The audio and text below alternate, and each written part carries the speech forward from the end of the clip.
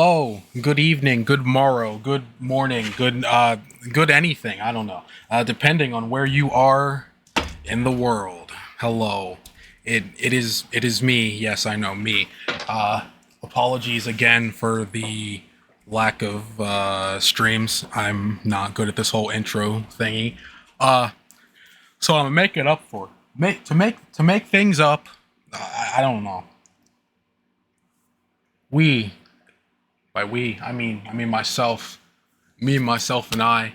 We are going to be reading. Oh God, I'm so sorry. We are going to be. We. I am going to be reading one of my favorite creepypastas, or it isn't even like a creepypasta. It's like a scary story or whatever. I don't even. I don't even think I should classify it as a creepypasta. I mean, is it possibly? Maybe. I don't know. I just work here. Um.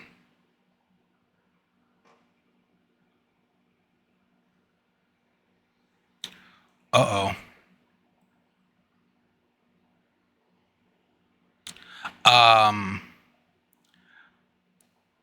Oh no. What did I do wrong? Oh no. Oh no. Oh no. Oh no. No. No. No. No. No. No. No. Hold on. Activity feed. There we go. Okay.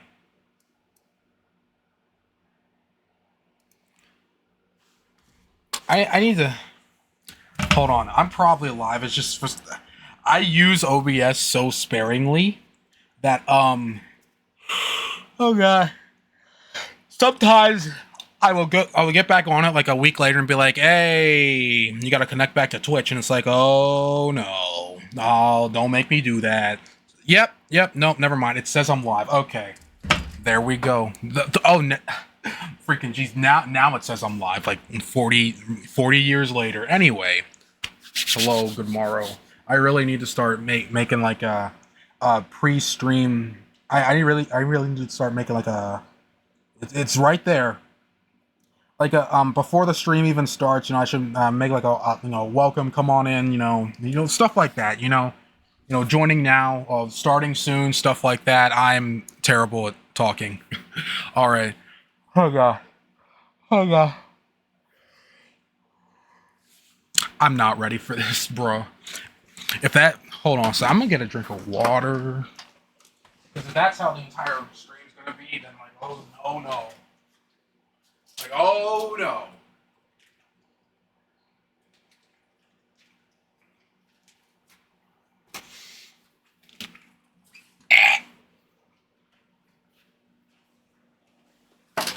Hello. So anyway, stories. I love reading stories. I need to get back into reading. Okay, so this stream is titled. Oh my god. Damn it. Damn it. Dog, I'm not ready for this. So anyway, this stream is titled the hidden web page, creepypasta reading and speculation. I say speculation because I've listened to this story so many times that like I've started to catch on to certain like themes and like certain like things. But I'm about to read it anyway. So here we go. Here, where is it? Yay! Here it is. All right. Throw dog. I don't know where to go. Okay, here we go. Get it. All right, so here we go. The hidden web page. Damn it. The hidden web page, written by Jared Roberts. Estimated reading time 64 minutes. What are you doing? You better behave. Anyway, where was? Oh yeah. Estimated reading. Dog, I'm not ready for this. Estimated reading time 64 minutes.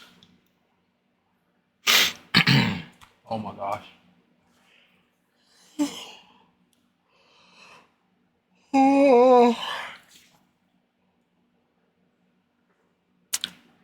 Dog, I can't.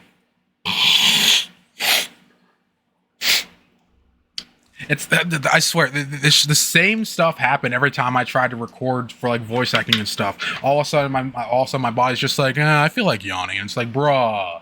Well, then again, it does help with your voice. So, who knows? Maybe I had it in me all.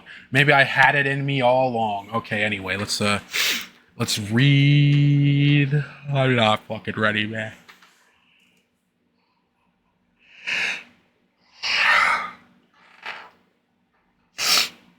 This is torture, I swear.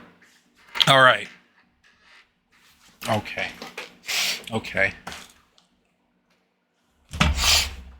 Okay. Okay. Okay. Yeah, I'm good. Okay. I haven't done this in a while, so hope I still bought it. Hope I still got it. I better. Like I said, estimated reading time 64 minutes, just over an hour. Dog, if I yawn one more time, I'm like actually going to cry. You gotta be kidding me. Okay, so anyway.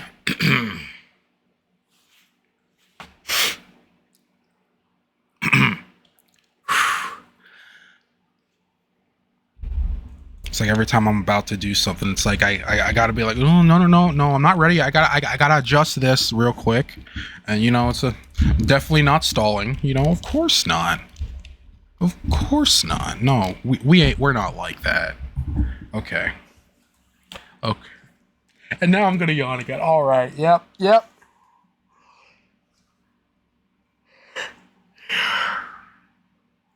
Yep. Okay. Okay, now I'm ready. Sometimes I find it hard to believe that I've been an internet user for over 20 years now. That's older than some of my coworkers. It's over half my life. And still, the internet feels like the new thing. I used to take it for granted, like we all do. But at least I remember what it was like when it wasn't there. When you had to leaf through an encyclopedia set just to find an answer. When you could only find Gillian Anderson's picture in a magazine. Or later, when songs took 30 minutes to download and full-length movies were almost impossible to find because no one's hard drive could hold them. Alright, that's pretty good. First, getting online was super exciting. I mean, the first time I did it without supervision, because I knew I had anything at my fingertips. I could type into good old Lycos, one of many pre-Google search engines, and there it would be. I was interested in naked celebrities and the paranormal back then. I was only 13. Give me a break. I was so interested in the paranormal, I built a Fortune City free homepage, all about the occult and the X-Files. I linked it to the darknet web ring, where all the best dark websites and homepages came together. Pages on spell books, goth babes, occult, dark art, and a gross out page or two. It was through the web ring that I met Angelica. All right. Angelica hosted a Wiccan geosites or tripod homepage that I found particularly alluring. No, wait. It was Angel Fire. She just made the best of... Wow, what the fuck? She just made the best of some cool animated GIFs, midis, and frames. Amazing stuff at the time. Just like her, the page was creative and attractive, but also simple. The reason I bring all this up is she suddenly contacted me just a few weeks ago by email asking, "What's been happening?" A catch-up question. We had almost 20 years of catching up to do. And this is the pure Angelica. She signed the email with her ICQ contact pin. I enjoyed the quaint touch. It'd be like someone in the 90s sending a letter with a wax seal, right? Wait, where the hell?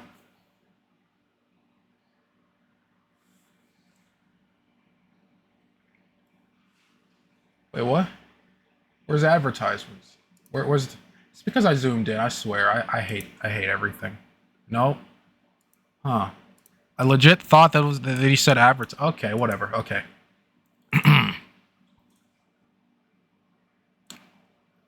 I think that comes later. Okay. All right. Let's try that. Again. Angelica hosted a Wiccan GeoCities or Tripod homepage that I found particularly alluring. No, wait. It was Angel Fire, yes. She just made the best of some cool animated GIFs, MIDIs, and frames.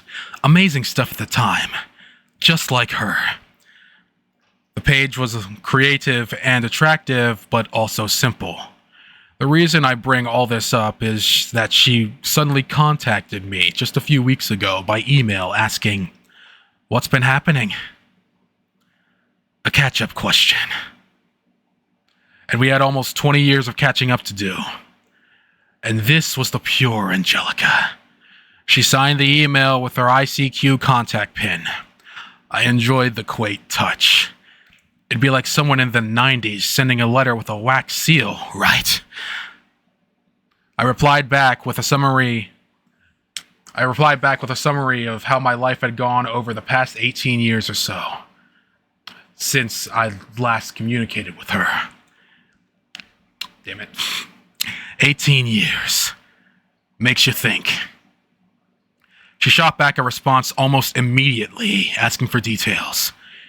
We exchanged a few emails this way. I was pretty excited to come home from work and write to her, actually. Nothing romantic, it was reconnecting with my past. It's a strange but addictive feeling. Soon, I started to realize something just a little off. She never really answered anything about herself. She ignored my suggestions that we text or talk on the phone. All she wanted was to know more about me. It got me wondering, like maybe she's dying and just doesn't want to say. So I asked her. I asked why she wasn't sharing and if there was something I should know.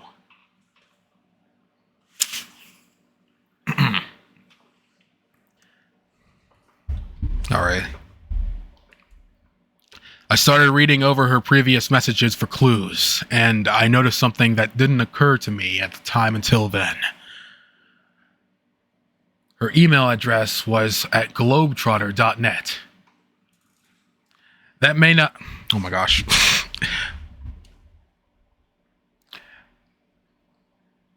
Okay, let me try it again. I started reading over her previous messages for clues, and I noticed something that didn't occur to me at all until then. Her email address was at globetrotter.net. Okay, I'm gonna move this like right in front of me. There we go. Okay.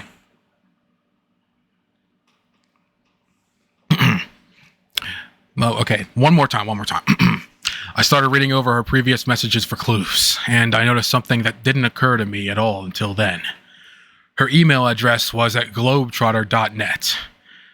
That may not mean anything to you, but it struck me as strange.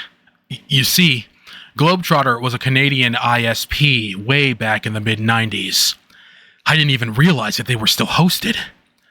I know a lot of people still have their old email addresses for sentimental value and all, but it's like she was purposely trying to be old school. Something about it creeped me out, like she was trying too hard to make me feel nostalgic or something. Again, I didn't have to wait long for her reply. Oh, she didn't answer my questions. She asked me, "Hey, do you remember the hull?" I didn't know then. I didn't know why then. But the moment I read that sentence, I felt uneasy, like I was being watched. I had a hazy sense that I dreamed about something called the hole once. Whatever it was, I was instinctively repulsed by it. I couldn't remember anything solid, though. In my head, I went over IRC rooms, websites, news groups, web rings, all the old internet stuff, and came up empty.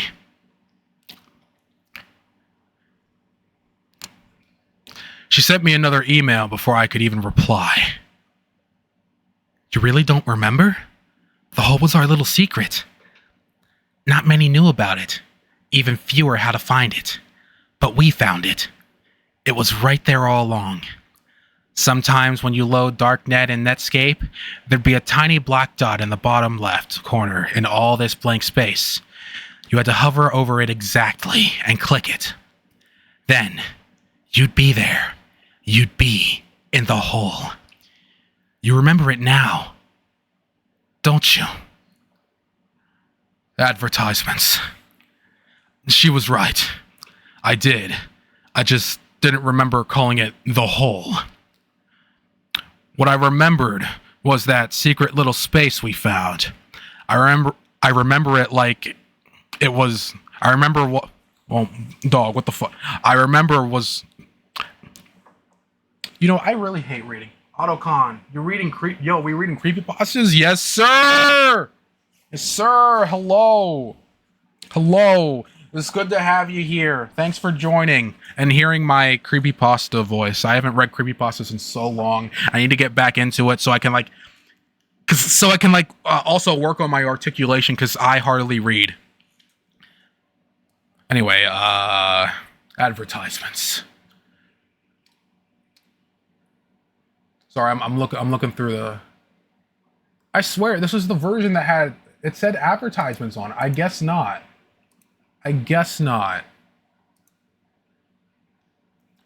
Okay, so anyway, welcome to the stream, Autocon. It's good to have you here.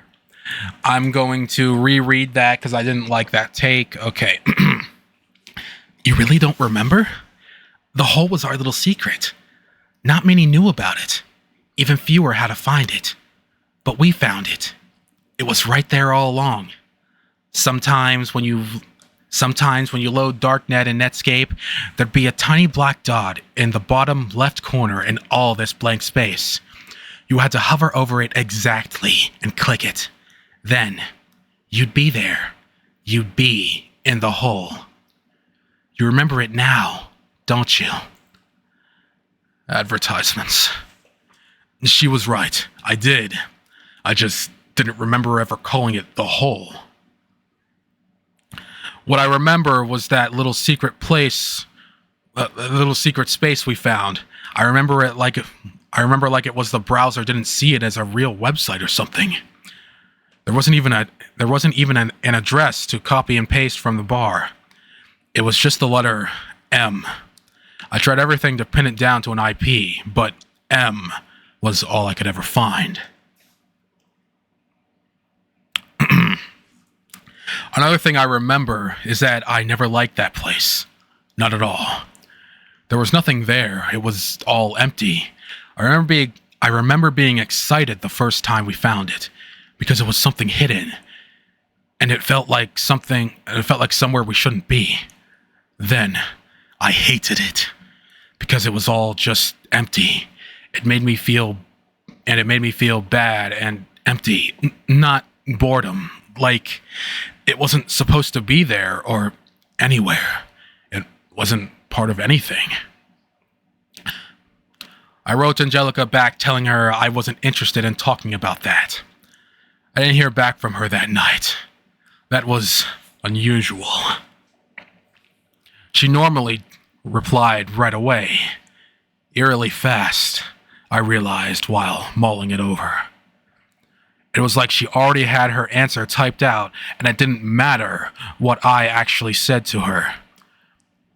Now that I was waiting for a response, because this whole thing had me inexplicably shaken up, of course she didn't reply.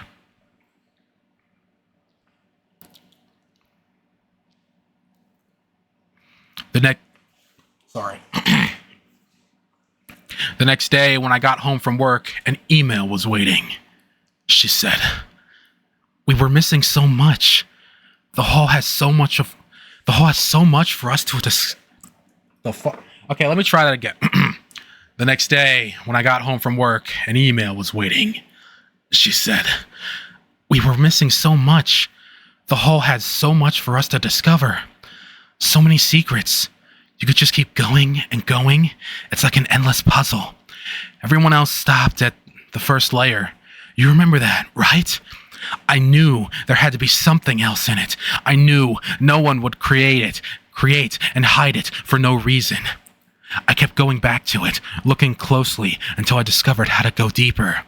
And I kept going. It's still there, you know. It's not too late. The web ring is gone. Netscape is gone. But the hole is still there for you." I felt a strange chill down my spine that I brushed off as nerves.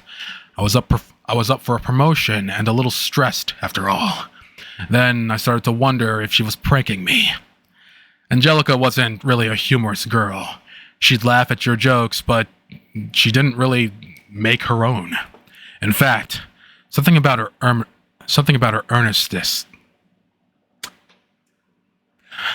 Something about her earnestness.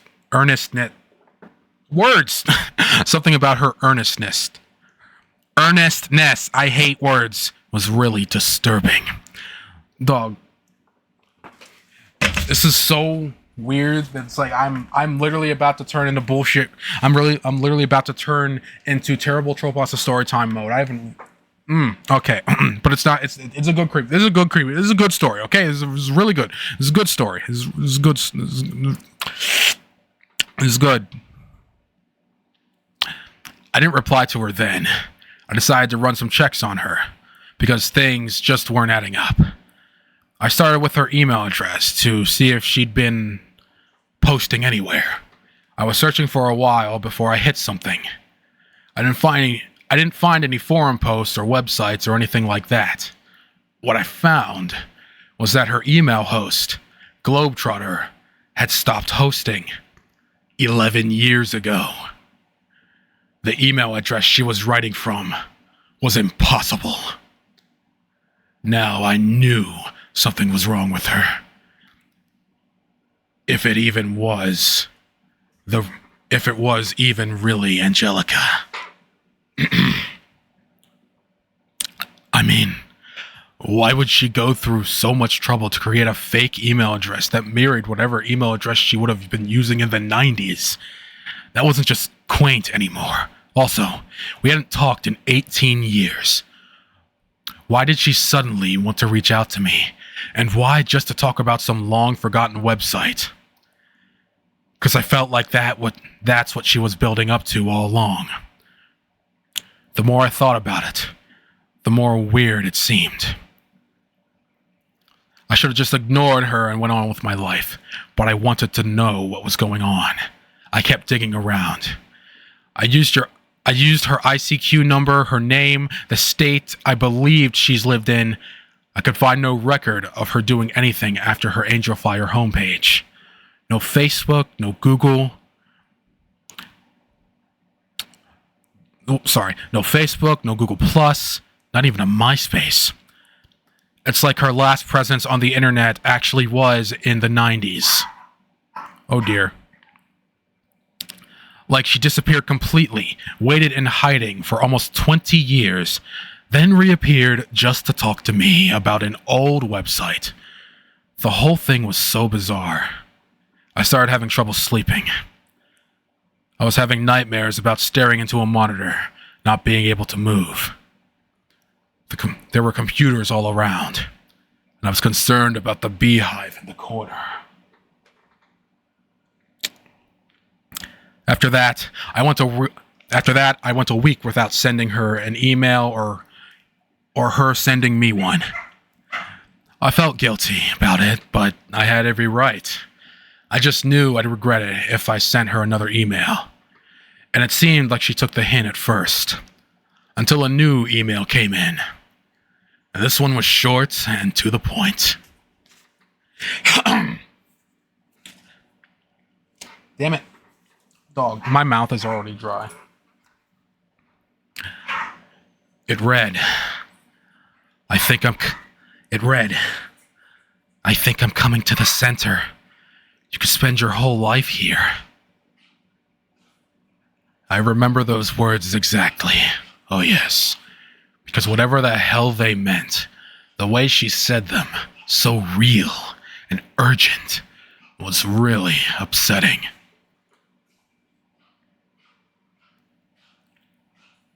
I didn't dare answer her. Another week went by without a strange email. This one was from a different kind of email. This one didn't even have an email address. It was spooky enough in of itself. It gets worse. The text read,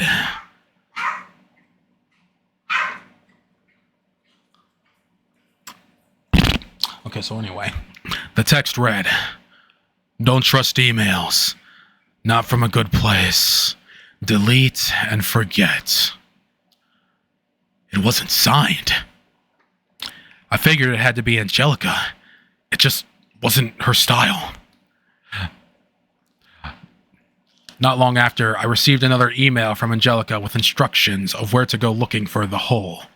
A place on archive.org on their Wayback Machine still had the dot to click on. Damn it. I'm yawning again. What the hell?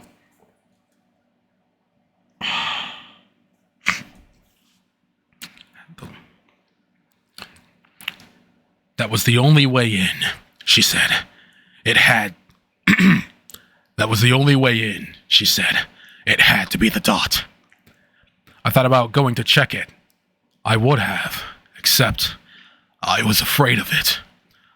I couldn't remember what happened to me with that site, but I knew there was something bad about it. Then another email came from the blank email address. In the body, just a link to a Gopher site. Now, I hadn't seen a Gopher site in a good 15 years. I had to download an old browser just to access it. If you weren't on the internet back then, Gopher sites just housed a bunch of text files in folders. Usually, you go to gopher://blah.com. They were usually run by universities.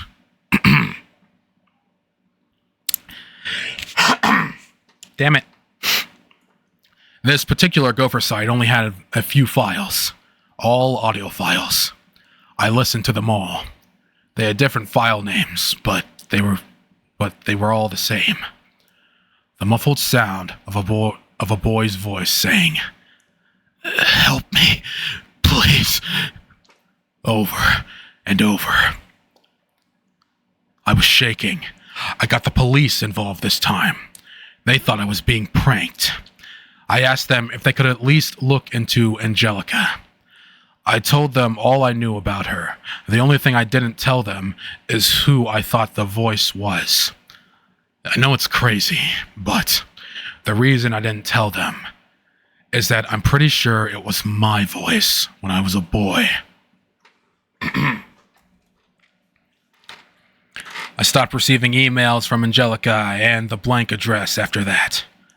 I hoped it was over. I think a month passed before anything else happened. I got the promotion. Things were feeling normal. I told myself some secrets are best left secrets.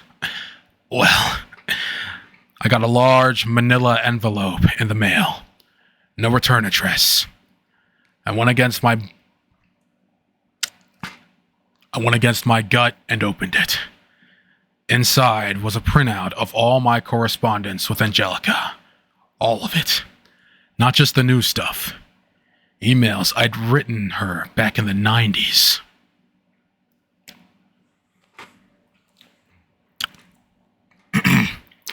I took the stack of papers to the police. This was evidence. They told me they still thought it was a sick prank. That struck me as odd. I asked them, but why sick? That's when they told me that they actually heard back from the local PD where Angelica lived. She'd been a missing person since 1999. Her parents offered a reward and everything. They never found her. No clues. No clues. One night she was in her room listening to music on the computer. In the morning, she was gone without a trace. I was so shocked I had to sit down. That's so... Although, I'm sorry, I know it's supposed to be creepy, but it's like, I just find that funny. It's like, I was so shocked I had to sit down. It's like, bruh. Oh, okay, no. I'm not turning into terrible trouble story time. Right? Okay, anyway, maybe it was a prank, but then maybe it was her. Wouldn't her family want to know? Maybe she had a psychotic break or something. What's this stuff about the hole? And what about the blank email address? I didn't have a clue. The police were no help with these questions. I was pulled back in. I decided to go looking for any contacts I could remember from the time when I was speaking to Angelica. Anyone who would have known both me and her. We had a few mutual contacts, mostly people from the web ring, but also people we introduced to each other. Just not many I remembered by their real names. Actually, none.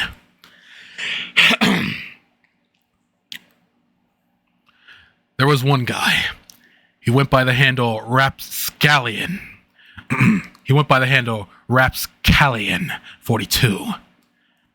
He was an odd guy, into hacking and anarchy, the good, clean internet taboos we had back then. He'd been on the net forever. Since the days of bulletin board systems. That guy, if he was still around, he'd probably still be going by that same username. So, I got to searching. Not only could I not find any trace of Rapscallion42, I couldn't find any Rapscallion at all. He was all over the web that day. So, that in itself was weird. Like someone scrubbed any trace of him. Then, that's when I got the idea to go dig out my old computer. It was an old 1997 HP running Windows 98. I had it stashed in the basement since I went to college. It would have at least had all of my old contacts stored. Oh my gosh. Just where I left them. If it will even load. I had to wait 5 minutes for it to boot up. Then I got the Ethernet cable plugged in. It was like it had just been in sleep mode for 2 decades. And there they were. My desktop icons for IRC, ICQ, Netscape, and even Napster. Napster. I learned there was more to music than the radio from Napster.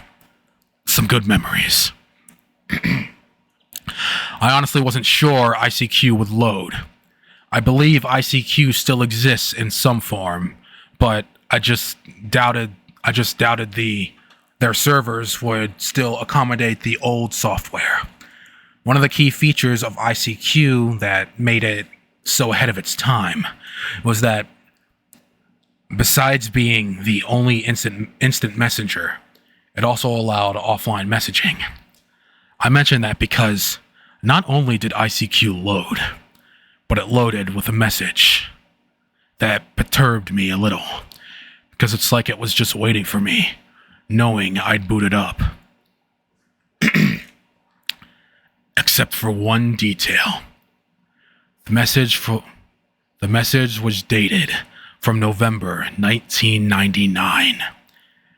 It was from Angelica, so it had to have been sent right before she disappeared. It just said, "You coming?" It sent a shiver down my spine. Where was she going? Could I have helped her if I had seen it in time? Why did she act like I knew? Even weirder is that I'm sure I'd been on ICQ after November 1999. I'd say I used it up to 2001 or so. That's when I went to college. It's like the messages got trapped in the server all that time, and I was only getting it now. Oh.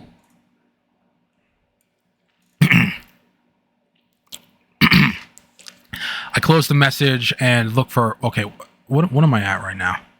35 minutes, oh dear. I closed the message and looked for Rapscallion 42. I was hoping just to find a message... Find an email address on his ICQ info. I really didn't expect to see a green onion...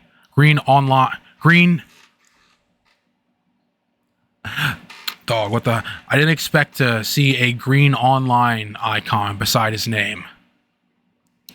But that's what I got. That only added to how unsettled I was. I almost had to check to make sure if it was really 2017.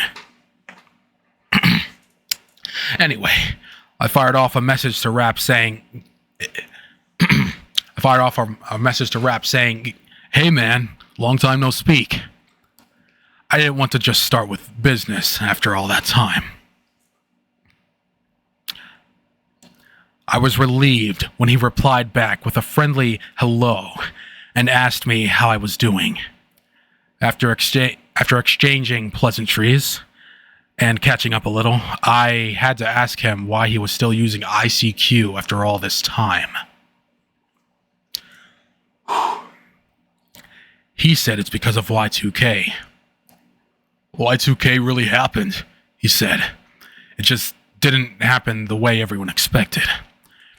It was way more insidious. We all thought computers would just stop working because they couldn't handle the Millennium Code. But it wasn't that they stopped working. Something happened inside the connection of things. Something bad. The old equipment would be fine as long as it didn't get patched.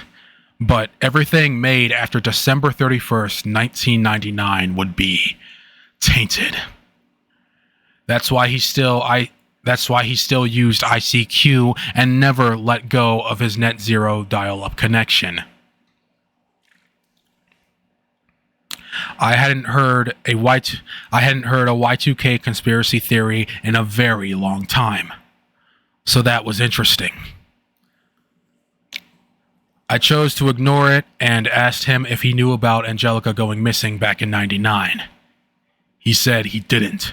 He figured she just dropped off the internet. But, he said, it's no coincidence she went missing. She went missing right at Y2K. Oh, let me try it again.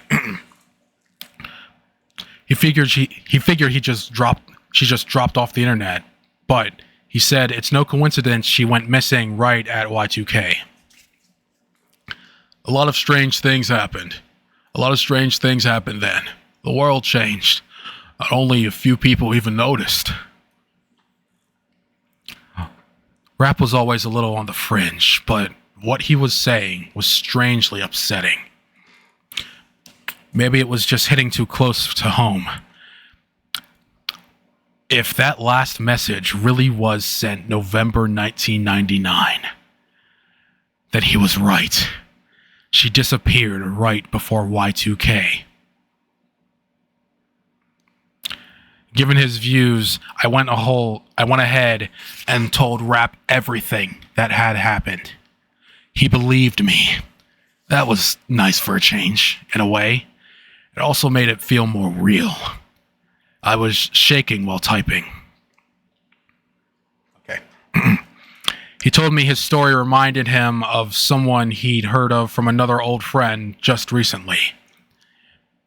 There was this guy, Rox T4R, or to his closer friends, just Reggie, who used to frequent an internet forum on hacking and freaking back in the mid-90s. This guy had a lot of friends there, well-spoken and clever enough to earn real respect. Over time, as often happens, he just drifted away from the forum. His posts became less frequent as other aspects of his life preoccupied him. And soon enough, he was gone. The forum strove for anonymity. I hate words. Anonymity. The forum strove for anonymity. Help me. The forum strove for anonymity. Yeah, whatever. The forum strove for anonymity. I hate everything.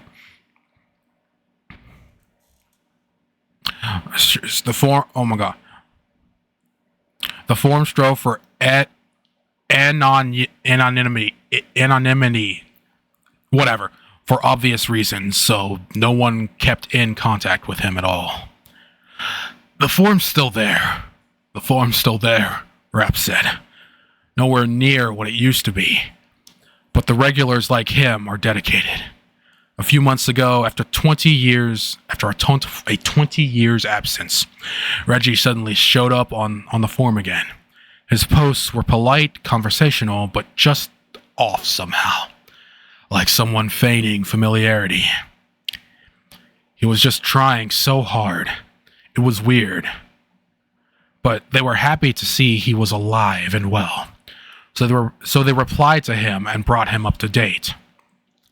Then, without acknowledging anything they said, he started making post after post about how his life was revolutionized.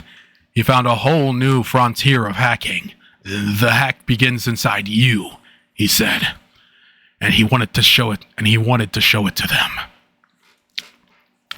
The forum folk were flabbergasted by his odd behavior, so they started interrogating him. He went silent for about a week. Then, he sent one last message saying, "I love you guys so much," with a tiny URL link. Rap's friend thought it was all a joke. Dog, where is it? Rap's friend thought it was all a joke, and that Reggie was just leading the whole forum up to an epic Rick roll. He didn't click it because he didn't need to hear any Astley, and he was busy with something else. He came back to the forum later and decided he was going to go ahead and click the link anyway. It may have been something legit. On a whim, he refreshed the page. He refreshed first to see if anyone replied saying, "God damn it. Sorry." On a whim, he refreshed first to see if anyone... Damn it.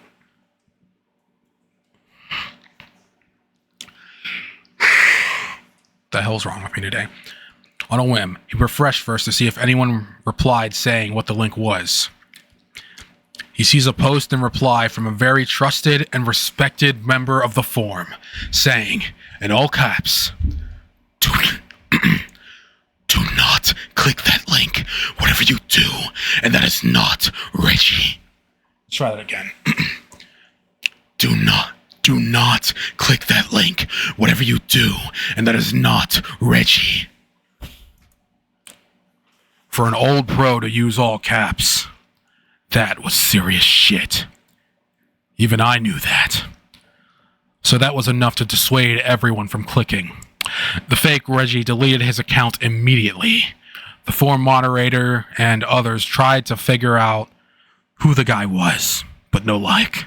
The guy who made the all caps post explained that after he tried to safe browse the link with an old Linux box, and whatever was in there wrecked it. And that box had security out the wazoo. He couldn't explain it. Also, before the computer wiped out completely, he said he thought he saw something. The regulars pressed him to say what it was. He made them promise first that it stays with them. He said he saw a picture of his daughter on the screen. She died 5 years ago.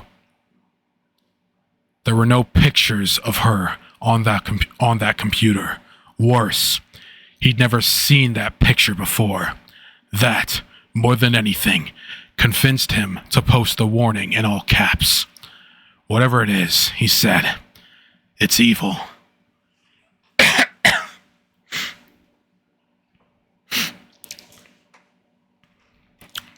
Rap at it. If you've been on the internet long enough, you'll learn that there's evil out there. Not the child porn or torture videos. Something deeper. Something hidden inside all the code and connections. Maybe it came from us at one point. He was giving me the creeps, so I tried to bring the subject back to Angelica. He said, "No, listen, sometimes it tries to get out." That was enough. I told him he was freaking me out with that kind of talk, and I had enough to deal with. He said he didn't understand what I was talking about. He still reads my homepage all the time. And that I've been doing great work exposing the evil. Thing is, I don't even have a homepage anymore. That thing was taken down in like 2001. He insisted it was my Fortune City homepage. He'd been reading my updates all these years, even after we lost contact, he said. I sent him a link to prove that Fortune City doesn't even exist anymore. Rap went quiet for a few minutes. Then he said he was looking at the homepage at that moment. It was last updated just a few days ago, and it was all about what they were talking about now, and what was going to happen next. It's a doozy, he said, then immediately went offline. I sent him a message with my contact info. I sent him a message with my contact info and to let me know if he was okay. I never heard from him since. I've checked ICQ a few times, and he's never been back online. I had to walk away from that computer. I felt like I was being watched or something. Every noise was freaking me out. After a sandwich and some tea, I went back to shut it down. That's when I noticed a folder on the desktop that stood out. For one, I never really kept folders on my desktop.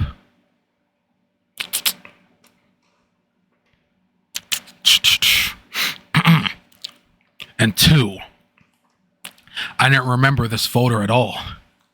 It was called Noah's Cape, which sounded like a crappy Bible game. I never played crappy Bible games. Something about it didn't seem right.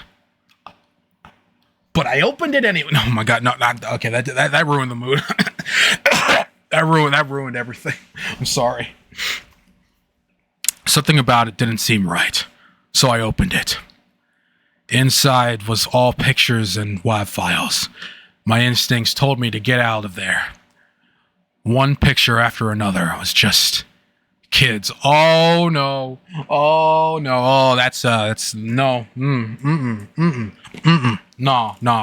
We good. There's kids, teens, boys and girls sitting at their computers. Oh, that's creepy as fuck.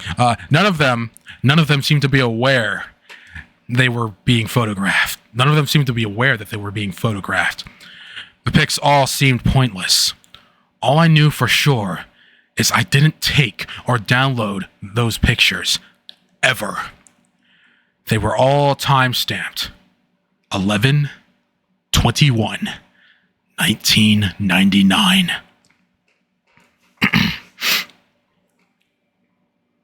Ooh. Okay.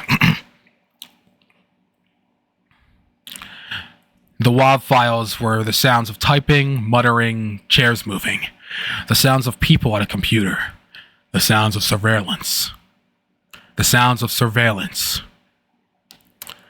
Until one of the files, it was a voice I never heard before. I know it. Wait, okay, wait a minute. Okay, I'm sorry. Before I continue,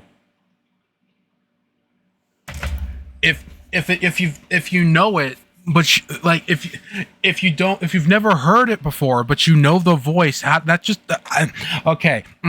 I mean, the story's still awesome, but maybe it's just a typo. I don't know. I love the story regardless. Okay. I knew it.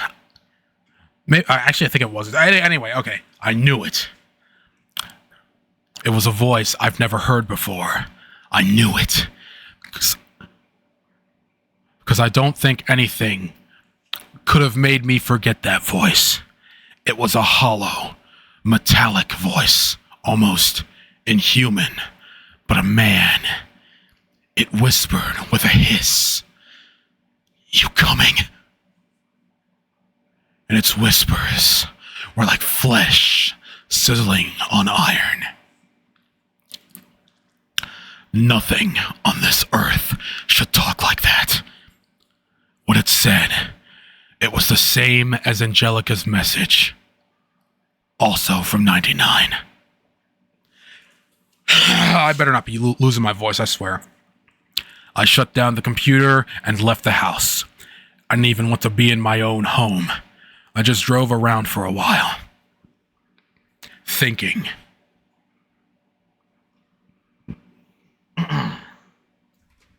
Damn it. Whatever was going on, it was really not good. Yet, I couldn't let it go. I felt drawn into something secret, and I wanted to figure it out. For Angelica's sake, too. If she really was a victim. I decided to contact my buddy Ben. He's a real computer wizard.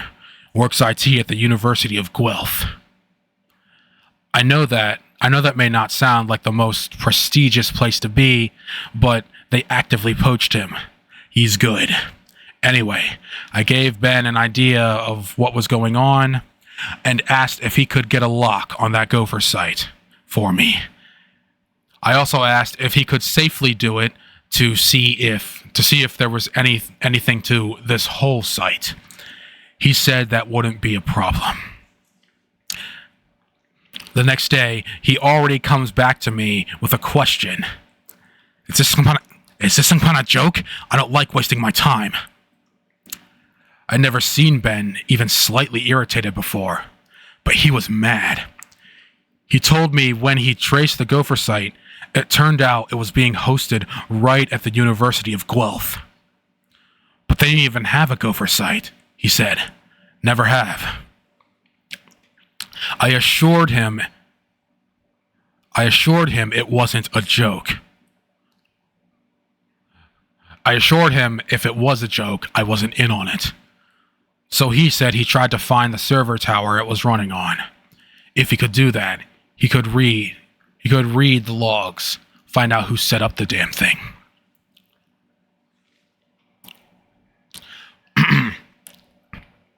While I was waiting for Ben to get back to me, I got a call from a detective Throlt. The police hadn't shown much interest in my case, but it happened to land in front of this guy. Thankfully. He said the simple fact that Angelica had disappeared meant there was the possibility that a crime had taken place. I agreed. Because of that, he had done a little bit more work and felt I should know he found Angelica. When he told me she was alive and well, I was thrilled. He said she voluntarily ran away from home and chose not to have contact with her family. She declined to say why, and I had no right to compel her to otherwise. Legally, he was bound to protect her privacy. The point is, there was no crime. However, when I told her how it came about that I went looking for her, she asked him if she could speak to me. He said he took the liberty of accepting for me and passed on her phone number. I thanked him heartily. It was the first bit of good news. The first real break in this mess. As soon as I hung up with the detective, I called her. I was nervous. It'd been so long, and I was excited to hear from her again. She answered quickly and asked if it was me. I told her yes, and said it was nice to hear her voice after all this time. Then she said, without any pleasantries, "It wasn't me sending you messages." I told her I had figured that out much already. I'd figured that much out already. "I don't think you understand," she said. "I never, once in my life, sent you any sort of communication. I don't know you at all."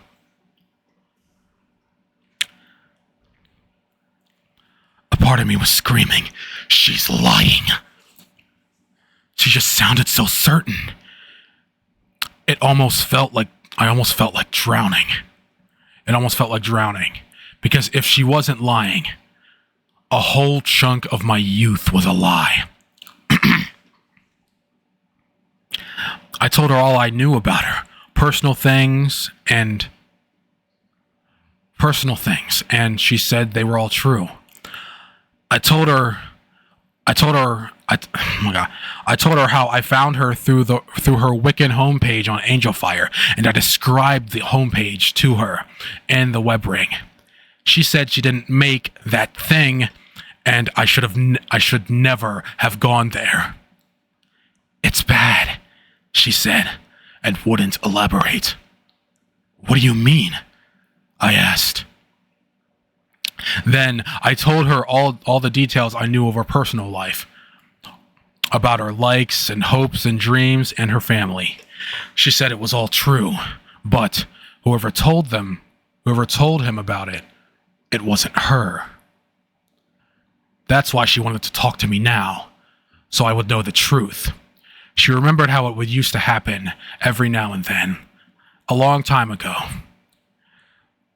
She would have people tell her they talk to her online all night, but she knew she'd never spoken to them.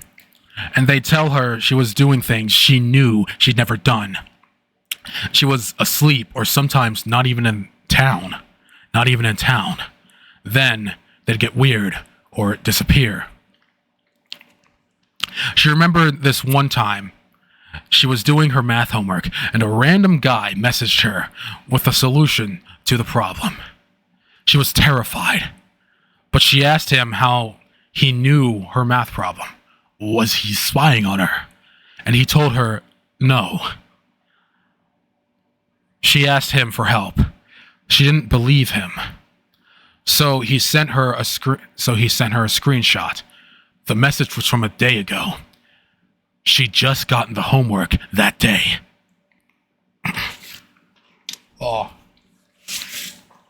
She said the worst it got was when she messaged a close friend of hers she saw online on ICQ. Her friend replied with, "Who's this? Who's this?" She thought it was just a joke, so she said something silly. She didn't remember what. Her friend said that she didn't think it was cool to be hacking Angelica's account, or if this was her brother, to knock it off. Angelica swore it was her, and her friend replied with, I know you're not Angelica because Angelica's sitting right here with me."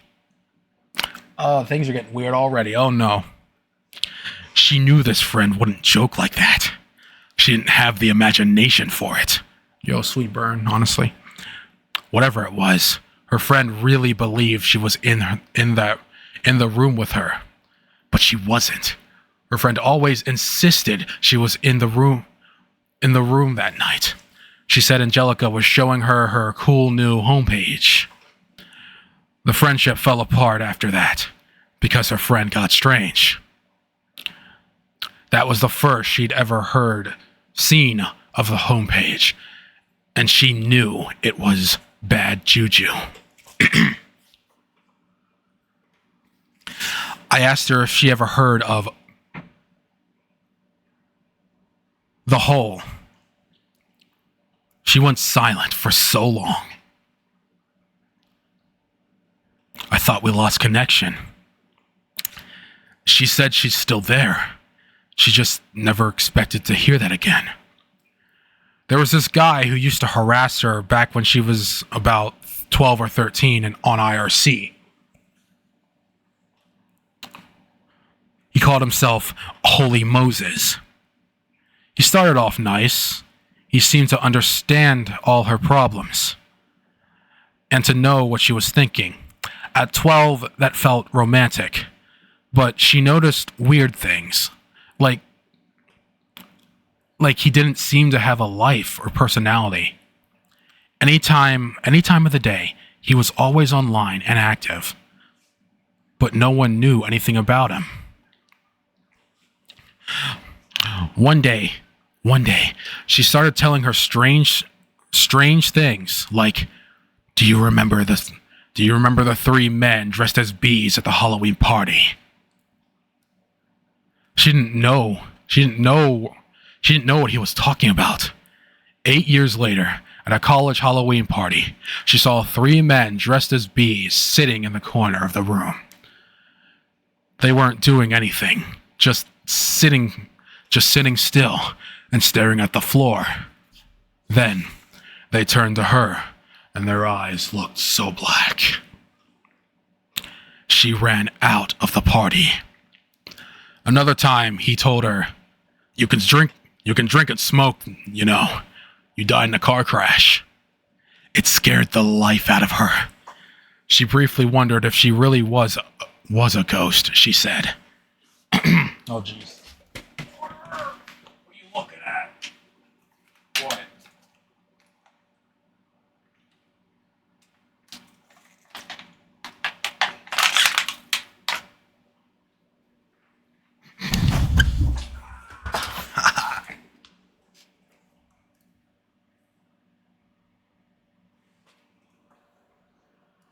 Hold on. Oh, Autocon, you're still here. Nice, awesome. Okay. Well, what'd you say? The girl at the center of the story has no memory of our main character, and things are getting weird now. Yeah. Don't worry. It gets weirder. Don't you fucking worry. All right, where was I again? Oh.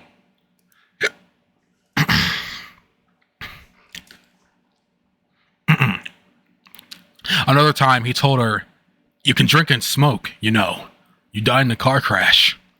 It scared the life out of her. She briefly wondered if she really was a ghost, she said. When she told him to stop telling her things like that, he said there was a place she could go that was for special people only. And she'd never need to go anywhere else.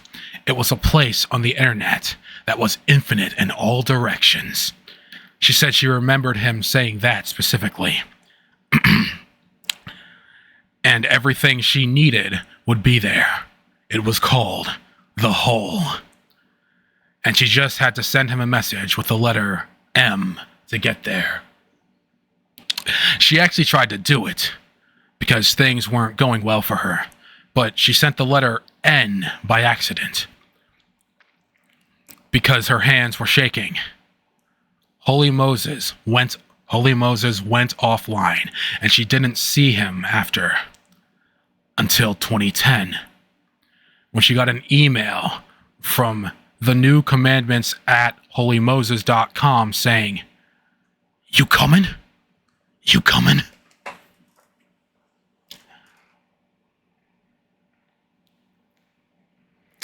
If anyone was impersonating her, she said, it was most likely that person.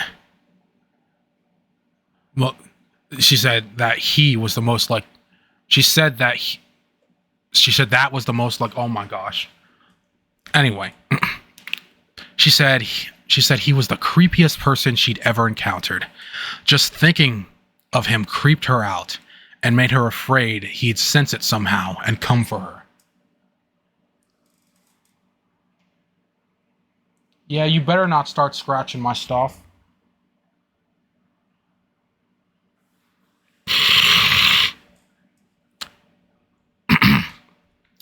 I don't know. Wait, what, are we at an hour? Oh my gosh, we're at an hour. I'm so sorry. I don't know you at all, but I told you all this for a reason, she said. What you're digging into, be careful. There are a lot of very bad things hidden in the old internet. Things that Twitter and Tumblr generations will never see. And lucky them.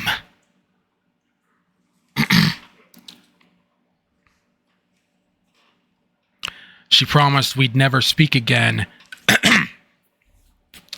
She promised we'd never speak again and bid me a good life before hanging up. I was left reeling. What she said meant that whoever I spoke to for years in my teens, I don't even know who that person is. It was all a lie. And why? What's so interesting about me? I wondered how much else in my life was trickery. Before I could dwell on it too much, Ben called me back. He said he'd managed to track the server to a storage room in the sub-basement below his office. He was aware of the basement, but it was abandoned years before he even started working there due to ventilation and mold issues. It's just full of old IT crap now and some storage lockers. Someone had set up the server in the storage closet, and the closet itself was completely obscured by computer equipment, probably for years. He figures that's why it was never found, meaning the server had been running under their noses all that time. When he gets in, God damn it. When he gets in, he sees an old desktop hookup to a landline. Beside it, he saw a notepad with "Please stop" written on it. That alone made him want to get the hell out of there. The whole place was covered in thick dust too, and his allergies were acting up anyway. Somehow, the server was still running. He has to hook up a monitor and keyboard just to interact with it. One thing he said in passing really disturbed me. He said, the ironic thing is, the server was built with an auto shutdown date, and the date was the same day I was there to shut it down. Dude, it's like it knew I was going to be there that day. He said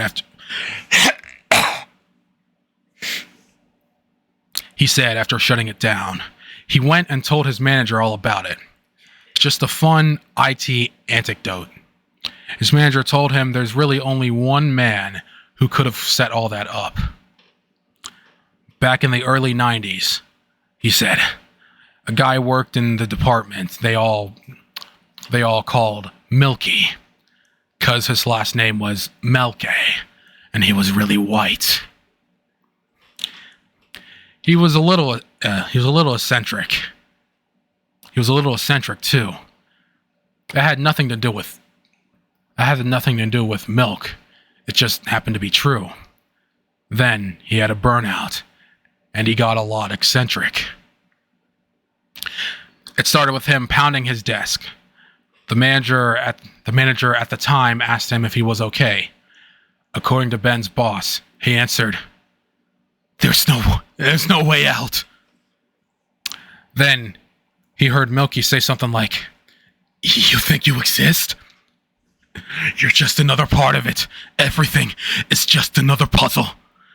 Do I exist?" After that, The rest of the department started getting nervous around Milky. You just got bad vibes around him, the manager said. Oh, this is getting real weird.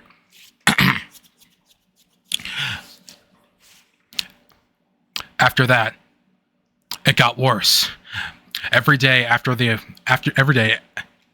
around 3 p.m., Milky started standing in the dark corner of the office, facing the wall. He'd mutter some things. The guys joked that he was at his prayers, but he'd always come away looking more upset than anything else. Once, a new guy asked him if he was a Muslim, and he replied with, "I'm sorry. I'm sorry." The guy asked what he was sorry for. It was telling me how your children die," he answered. Oh. Oh. Oh, no. Oh, no. Oh, that just got even creepier. All right, buddy of mine who just graduated college, just hopped on. Gonna chat with him and congratulate him. We'll talk soon. It's all good. Thanks for coming out. Tell him I said congrats too.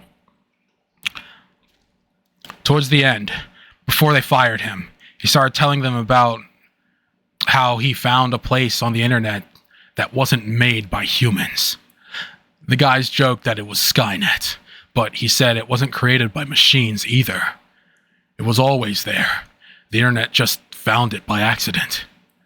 It showed him things he couldn't unsee. Ben's boss even recalled that he started to tear up. Ben's boss told him that it was sad to see such a smart guy clearly losing it. Even though Milky was never caught stealing anything, equipment disappeared during his shift, probably the equipment that went into the server. When they fired him, he told them that the secret place got to him, and that he'd sometimes wake up in strange places and had no idea how he got there. They never saw him again after he left that day.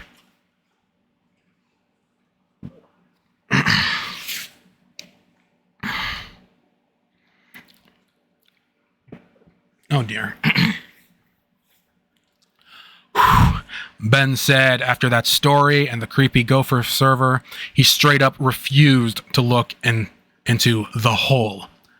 I told him it really wasn't that bad and to quit being a wimp. That's when he said he hadn't told me everything. The server had a link up through the phone line to a really old webcam. One of those low-res webcams where the image updates every 4 seconds or so. It'd been running non-stop since '97. All of the saved images just show the front of someone's house. The same house back to '97. He sent me some photos because I knew what it was. It was my house. Why would this guy have been spying on you all those years ago, man? How did he even know you? Doesn't make any sense, and honestly, it scares the shit out of me. And here's what I told him. The thing about that webcam is, I just bought this house 2 years ago. The camera was pointing here before I ever even moved in. It was just an astronomically improbable coincidence. At least, that's what it should be. But I didn't believe that's what it was any more than he did.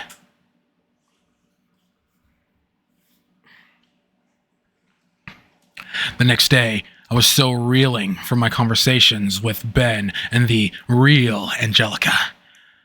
I ran over it in my head so many times, like maybe the police had made a mistake. So of course, I'd never spoken to this woman. She was the wrong Angelica. But no, I knew everything about her. Someone systematically deceived me for 2 years, and someone had been recording a house I was going to move into for 20 years. and someone had recorded me when I was a boy. What happened 20 years ago to cause all this? It was all so insane. I started questioning everything. I felt I was being watched constantly.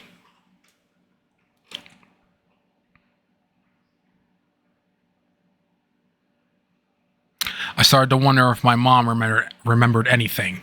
She saw me more than anyone that time.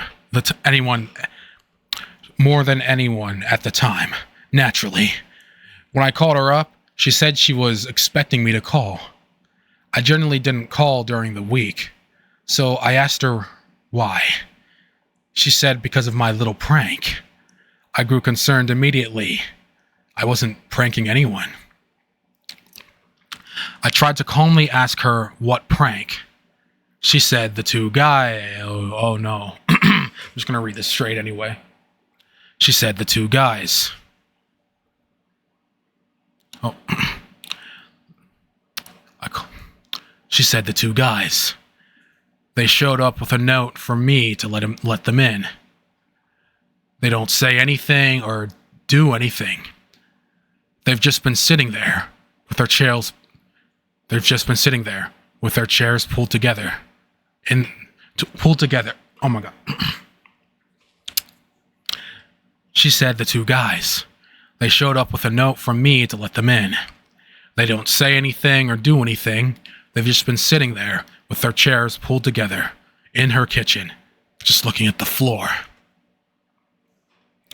You don't recognize them at all? I asked her. She laughed and said no, but I think she was starting to realize I didn't know what was going on. They're dressed in bee costumes, she said, almost as an afterthought. Oh, this is getting fucked. I told her to calmly get out of the house and call the police because I didn't have anything to do with this. She said she was upstairs. She'd have to go past them to get out. I told her to keep me on the phone until she got out. I listened carefully. It seemed to be taking forever. Finally, she said, "They're gone." The front door was left wide open.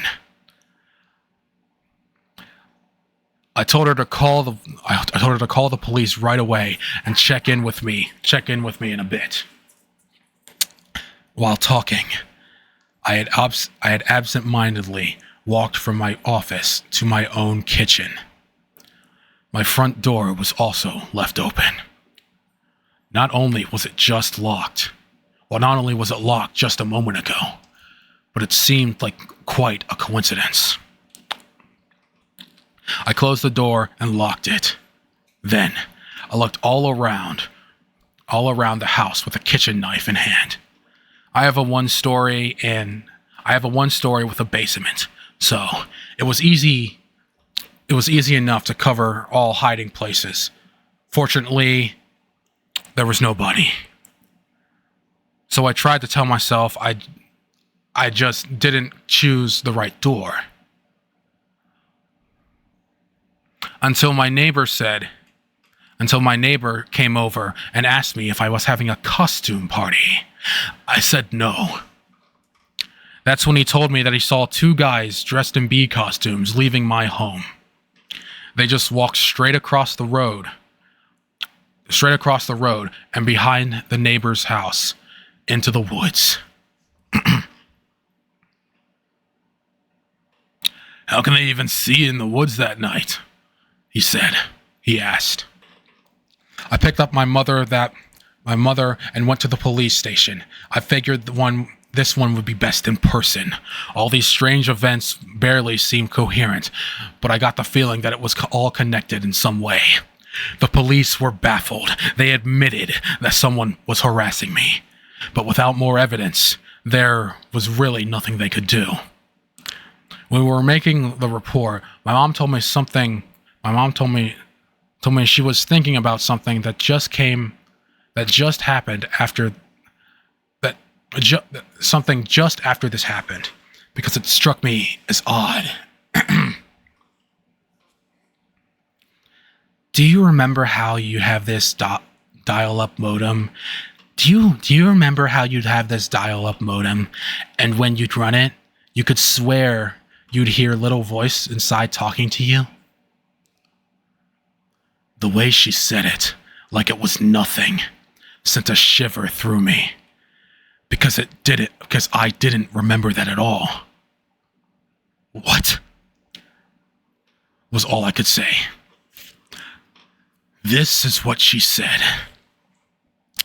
Yes, you said it ago, and all the beeps and pops, you said there was a little voice in there with a message. To me, it was all a lot of crazy noise, but you made me get real close and listen. And you told me it was saying, everything's better in here.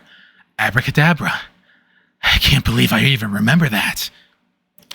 I told her I couldn't remember that. That sounds crazy, but she just gave me a blank stare. I thought maybe she was concerned, so I started to tell her about what was happening, the whole Angelica thing, so she'd understand. I was saying, you remember that girl I used to chat with online in the 90s, Angelica? She kept giving me a blank stare, like she couldn't understand me. So I told her more, how I had met her on the web ring my Fortune City page was on. And didn't she remember my homepage at least?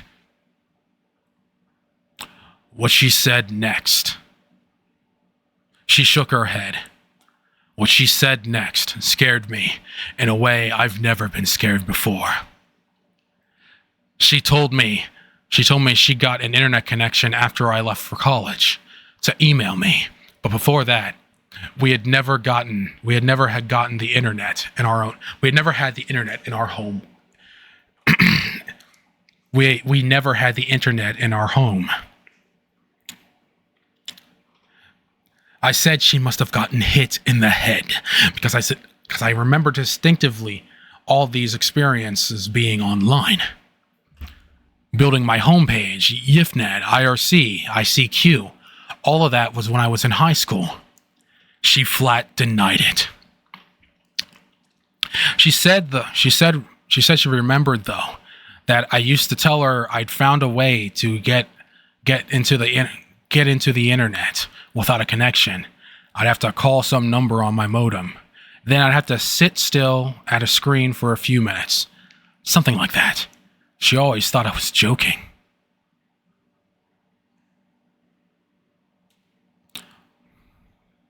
Before Detective Thralt came to get us, she looked into my eyes. You should really be careful on that internet, you know, she said. A lot of bad things happen there. Oh, this is getting creepy. She rose to shake the detective's hand. I was grateful to get off the subject. The detective offered to have a friend in computer forensics. Yeah. Take a look at some of the sites I had reported, but he didn't have much hope.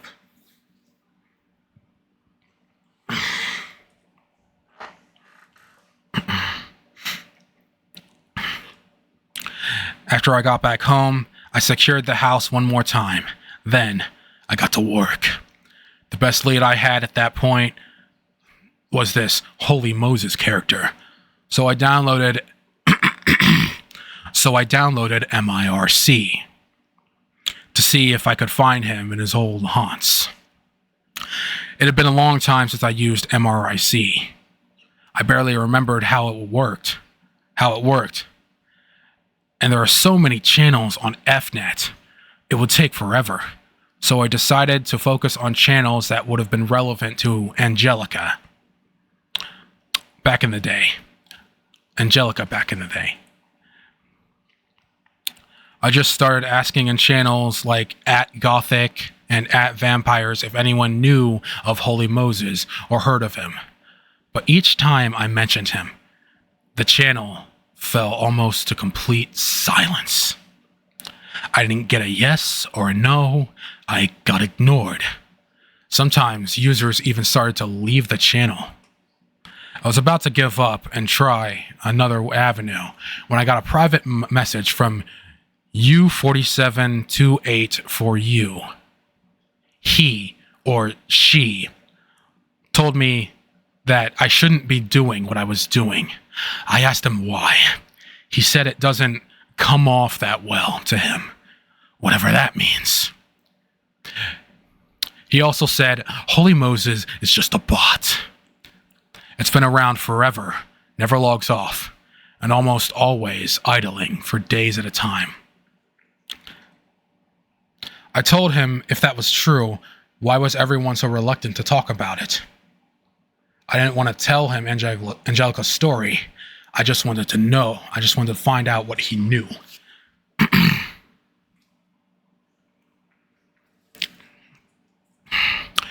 He said the whole thing weirds people out because nobody knows who built Holy Moses. Nobody. Over decades, no one has ever claimed ownership. Not even trolls. Nobody knows where it came from or why it's there. It doesn't do anything. It's just there, he said. That's the creepiest thing about it. Always just there. Legends had built up around Holy Moses, he said. Like it was a government supercomputer monitoring IRC. Or it was the KGB. Or a ghost. A bot left running long after the owner died, and his bank account kept paying the bills. But no one knows. It was just there. Users tried Okay. Users tried messaging it, and it never responded. It never interacts in any channel. It offers no services. It has moments of apparent activity where it's no longer idle, but no one's been able to detect what it does during this time, except occasionally a change of channel, seemingly at random. He said there was only one time when it did anything substantial, as far as anyone knew. Once in over 2 decades. And that only made things weirder.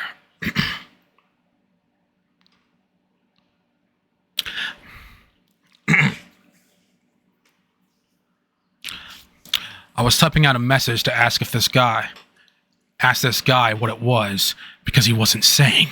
But just then, I heard what sounded like my front door slam. I paused and listened carefully, trying not to even breathe. I didn't hear anything, so I rushed to the front door. Nobody was there. Nothing disturbed. The doors were all closed and locked. I chalked it up to nerves and went back to my office. When I got back, U4728 for you had sent me a message. Where'd you go? Hope nothing strange happened.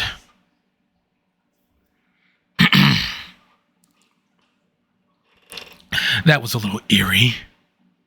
Well, alright, how long have I been streaming? Oh, 1 hour, almost 1 hour, 30 minutes. Okay. Oh, where to go? Oh, man. Damn it.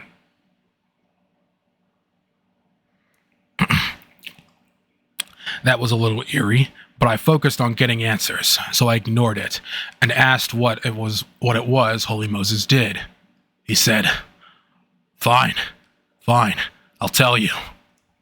And this is what he said happened.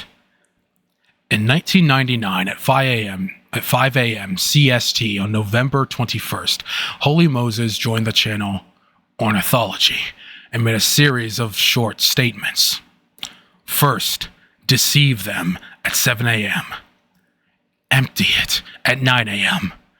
Abandon them at 6 p.m. Turn back at 9 p.m. And have it your way just before midnight. Then went offline until January 5th. Why? He asked.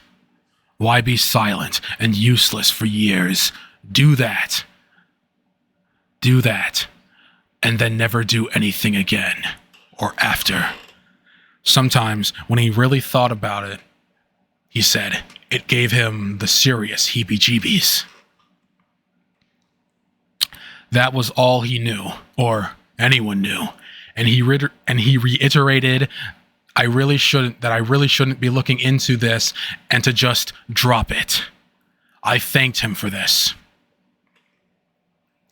I thanked him for his help.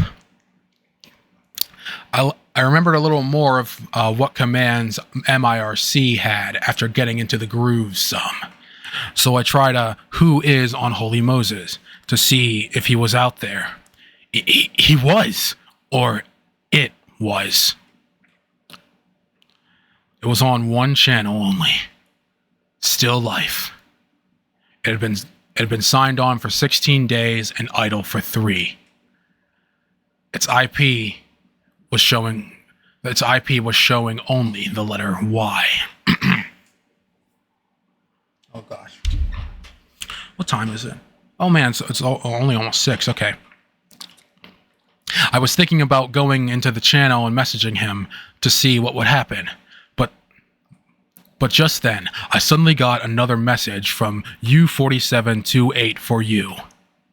I told you to drop it! I know it's just text, but it freaked me out. I closed out of MIRC and walked away. I figured it was just a nut trying to psych me out. And you know what? It worked.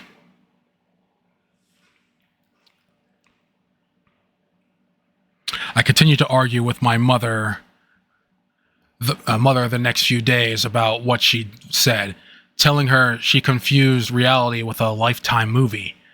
But she assured me there was no internet in her house while I lived there. She said I had my floppy disk that I'd take home with me, but that was it. We went on arguing for a while before it occurred to me to ask, take home from where? She said she didn't know. I'd go out at times and come home with discs. I had a sterilite tub full of them in my closet. None of them were labeled, so I didn't know how I had any idea what was on each one. But I seemed to know. Oh my. Okay.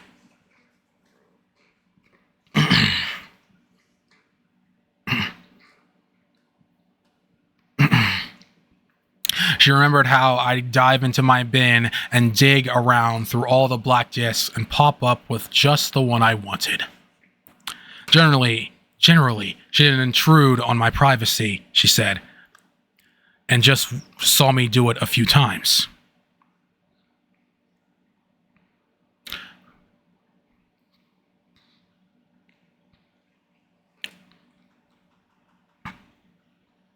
Of course, I didn't remember any floppy disks.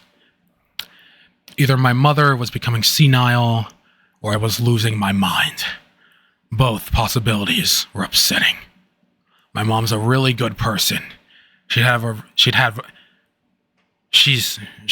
a rough time since Dad died, and a few years ago. But she was super caring. She didn't like to see anyone hurt.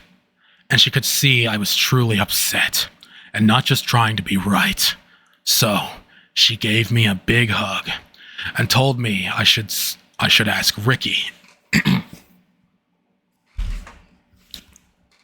Ricky. I hadn't thought of him. Ricky was an old high school buddy of mine. Well, we were friends from grade school too until we left for college. We just drifted apart after. I had him friended on Facebook, and we never talked. You know how it goes. She said when I'd go out to wherever it was I went, I usually had Ricky with me.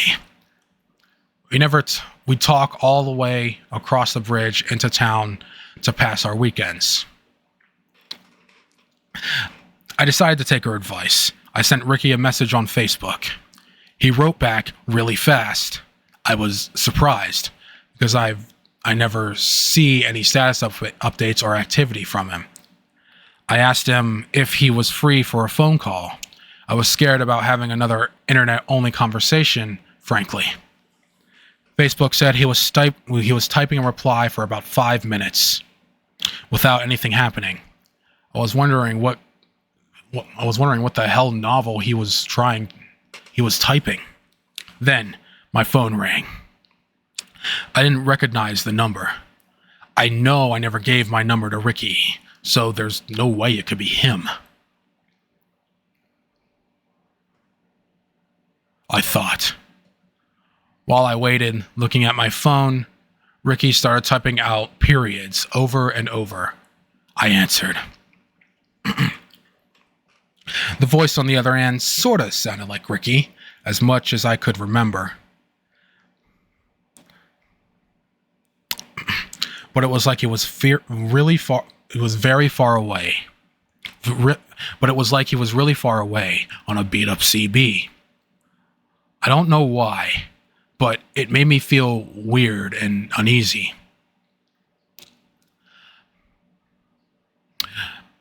I said I think we had a bad connection.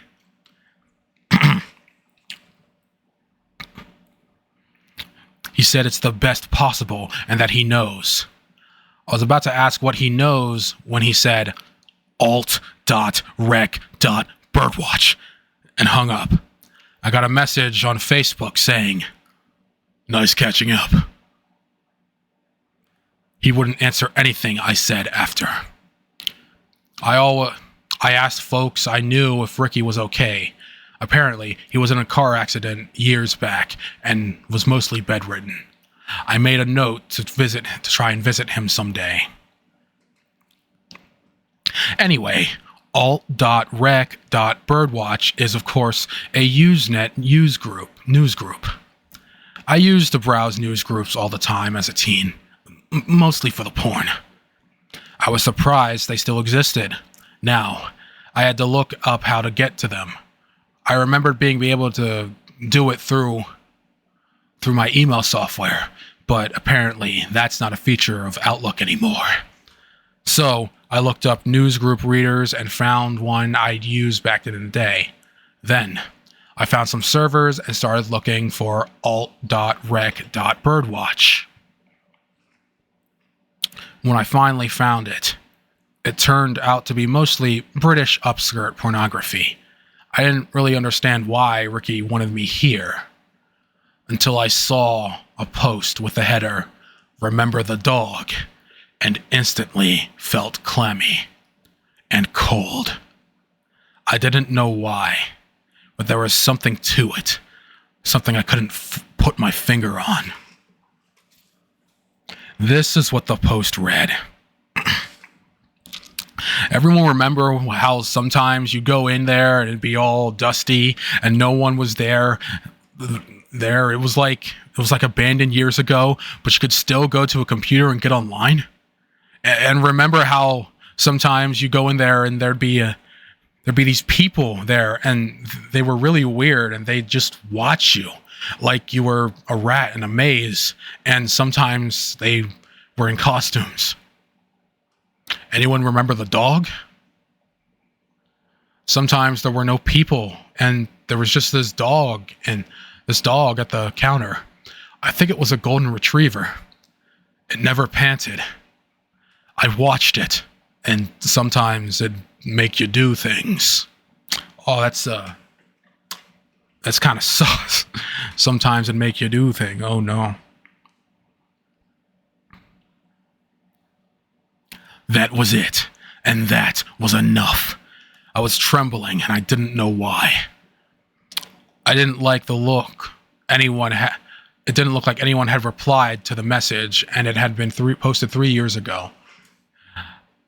It seemed to be out of place. I started to remember.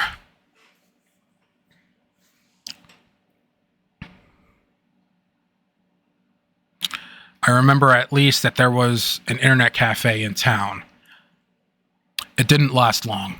Like most internet cafes, It popped up around 96 to 97 to take advantage of the internet craze and let people who didn't own computers experience the wonder. When personal computers became more common, they died a quick death. The cafe was popular with teens in 96. It got stale after that. That's when something happened to it. It changed management or something. It changed. We tried going back to it just to hang out, but most kids didn't want to be there anymore. I had some friends who just wouldn't go or say why, but Ricky and I would hang out there all day, all the time. Why couldn't I remember that before? Maybe Mom was right all along.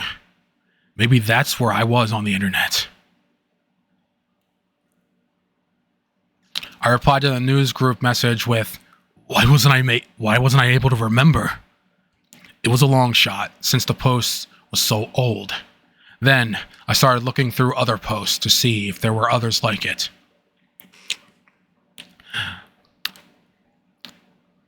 There were others. They were all vague, but I knew what they were talking about. I knew. Someone posted, sometimes when we were hanging out, we thought we were there for just an hour or so, but then we came out when we came out, the whole day had passed. And when we talked about what we did in there, we had completely different stories. Even though we were together there the whole time. It was like an acid trip, and we were stupid kids, so we kept going. The Egypt. That's what that place was called. None of these people would say its name, but I remembered it then, suddenly. That strange little internet cafe just behind the post office, where I didn't even realize there was commercial space before. The Egypt. Oh my. Someone else posted, there was this one time when my friend dragged me along and I didn't feel like being there. The owners or staff or whatever weren't there that day. It was the dog. I don't like to think about it. Remember how it never panted? Somehow that sticks out after all this time.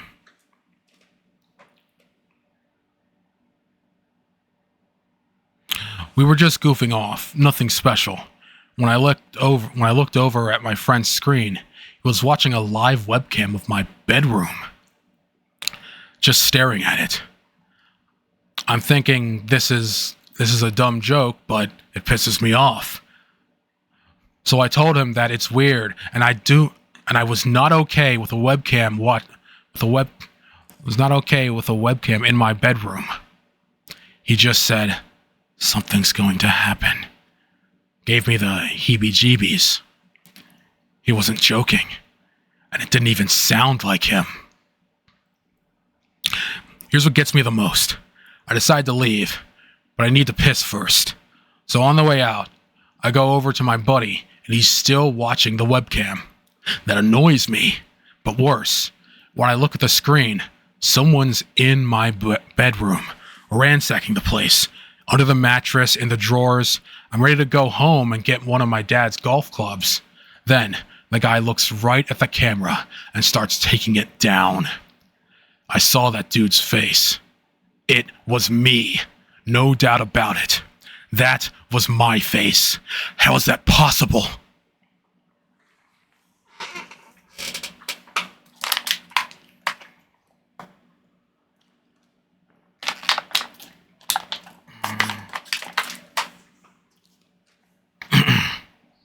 You're thinking the webcam wasn't live, but it was. Someone replied to that post with, "When you were in the bathroom, did you try knocking on the wall?" Someone knocks back. Someone replied to that with, "I did. He said he'd let me in, but there's no door." In the sea of bird-watching photos and upskirts dating back to 95, that was all I could find. Took me all night. I closed it down. It was too much. I was psyching myself out. The next day, I had a reply to my post asking why I couldn't remember. It read, "You weren't meant to." I felt it then, that something really wrong would happen in that place. The Egypt. So I started doing some research into local records to see if I could find who owned it. They're public records, so it wasn't hard. I expected to find some change in management in the 90s, or where the place had gone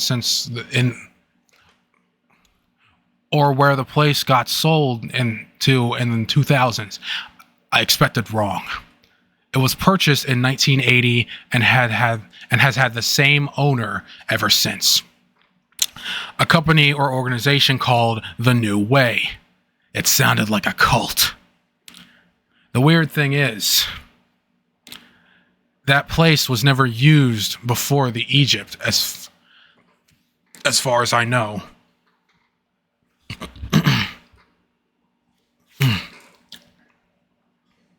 In 1980, there wasn't really an internet, so who would buy a place and do nothing with it for 15 years, just waiting for the internet to happen? It all seemed too mysterious. Plus, there was nothing about this company anywhere.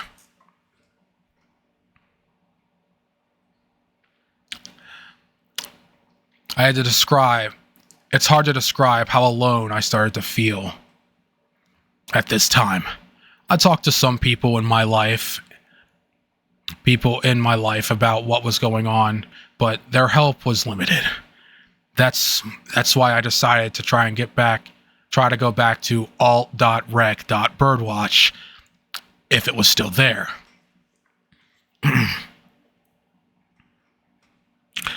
At least there someone might be having a similar experience. So, I made my post. I asked if anyone else had heard of The New Way. Then I waited. To my surprise, I got a call from Ben right after. He asked me if I'd done anything recently. I asked him to be more specific. "You must have done something, because something happened," he said. I still had no idea what he meant. He sounded strange. His words were just slightly slurred, and there was no accent anywhere in his sentences. Just a string of words, almost like a robot, but not quite. And it had that distant quality Ricky's call had. Oh, there it is. "Something's happening right now," he told me. I booted it up again. Advertisements. Ben was just the most rational, bland guy. Something was definitely wrong for him to be acting like this. I asked him if he was okay. He said that I needed to check my messages. I asked, "What messages?" He insisted, "Listen, you have to check your messages. They've been waiting for you." The whole thing didn't feel right at all. I asked him again. What the? Dog, who's messaging?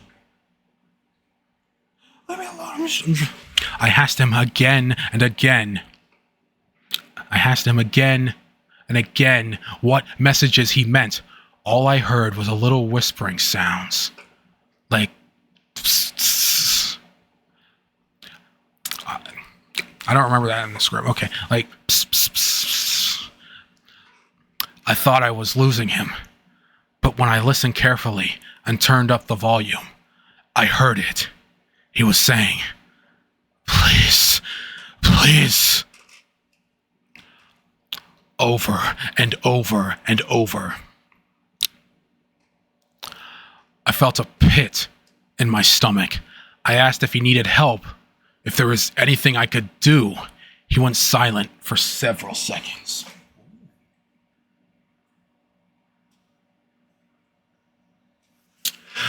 "Ben?" Still silent. Still silence. Please, he shouted, so loud that I dropped my phone. I scrambled to put the battery back in with the shaking hands, and then I called in a wellness check on him. I called the Guelph campus too, just in case. I didn't know what else to do. I'd never experienced anything like that. I checked my emails right after to see if I had anything from him, but I don't. But I didn't. I had no voicemails. The only other messages I could think of was ICQ. So, I powered up the old computer and began computer again to check my ICQ account. It's possible there was nothing. I just had to make sure. It took forever to load up, but there was a message waiting. It wasn't from anyone I recognized. The name on the account was Bernie. The name on the account was Bernie Bush. The message said Heaven. There was a link to an MP4 video. I clicked it. The download box said that it would take 30 hours to complete. So I just let it go. Dog, before I continue, imagine how fucked you'd be if you're like downloading games back in the 90s and it's like you only have like one, like it'll take like 90, like 1 trillion day. I don't know. Anyway.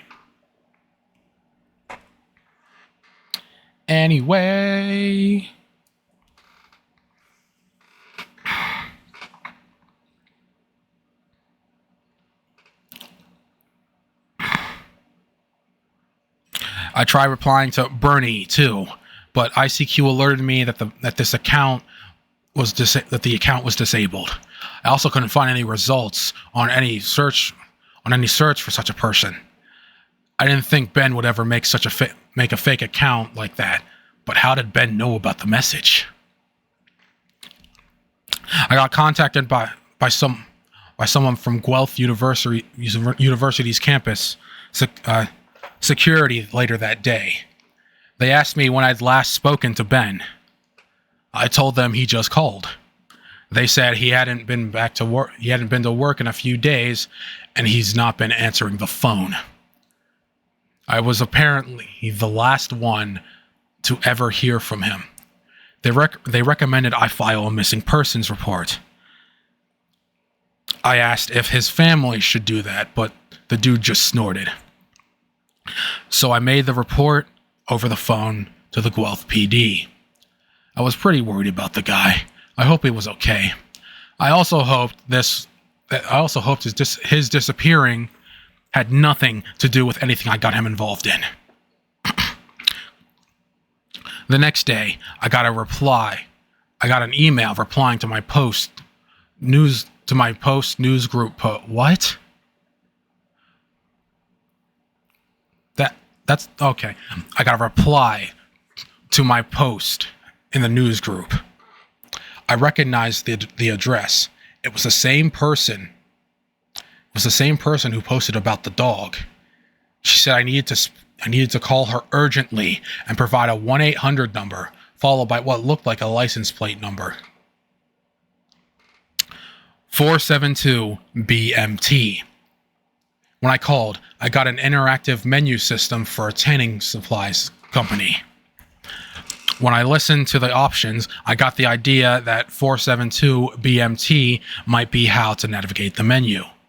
So, I pressed each of the numbers in the order she said.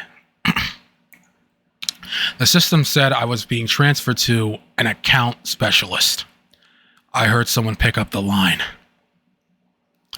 You're starting to remember.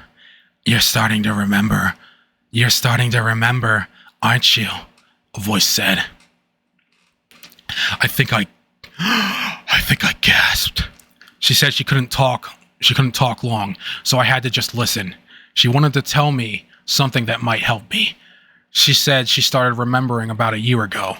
She remembered the sessions in the Egypt. They preyed on vulnerable, misfit kids. Whoever came there got introduced gradually to this website called The Hole. Once they showed it to us, we had to sit there and study it, solve its puzzles. But it changed us. That's what they always said. She didn't know if they built it or not, but that's what they were all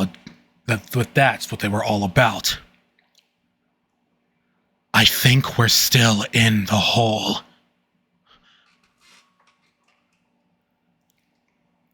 I tried asking her what that even meant, what she was even talking about.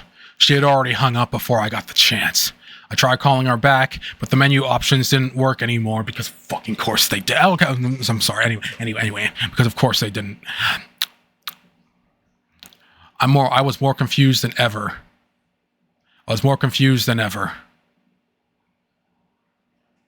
And I felt like I didn't know what was real anymore. No drop frames, let's go. That's a terrible place to be. Trust me. I think we're almost hitting 2 hours. Yes, we are. All right.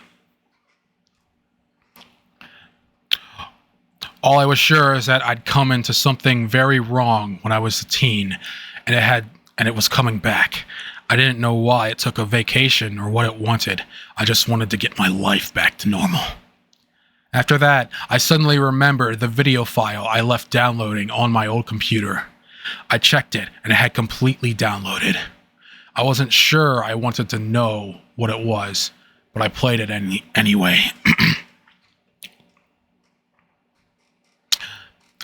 I knew what I was looking at as soon as the video started.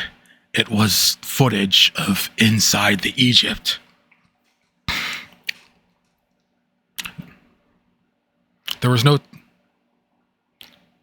It'd been a long time, but it hit me fast. There was no timestamp, and the footage was also grainy, and the tracking was off. But I knew it.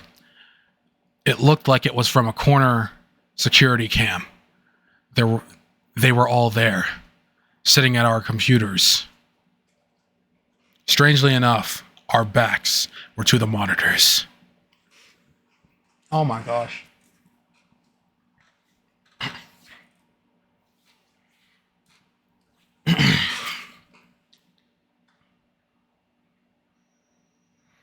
Backs were to the monitors. We were staring at a wall. I spotted myself in the group. We just sat there, staring ahead. Nobody was moving or saying anything. I couldn't make out what the computers were doing behind us, but we weren't touching them. What were we staring at? What were we doing? Why would I do this?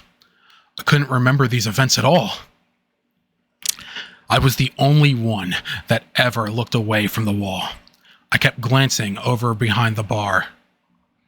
It was hard to tell, but I think I was afraid of something. I looked frightened. I tried to make out what I was looking at, but the tracking lines were in the way. Then, when they faded a little, and I was able to make it out, someone was standing there in the shadows. Whoever it was, at that moment, turned to look right at the camera. It's like they knew I was watching. I know that's crazy, but it creeped the heck out of me. I shut the video down there, and I don't plan to open it again.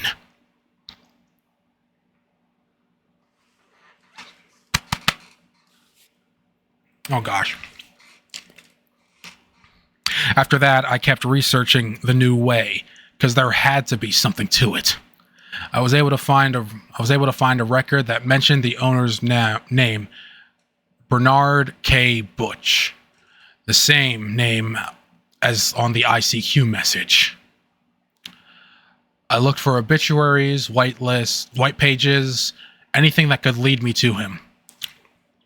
I didn't think to look for missing persons cases, but I stumbled onto one anyway. An old homepage asking to help us find Uncle Bern. I emailed his niece, presumably, from the address listed, asking for more information.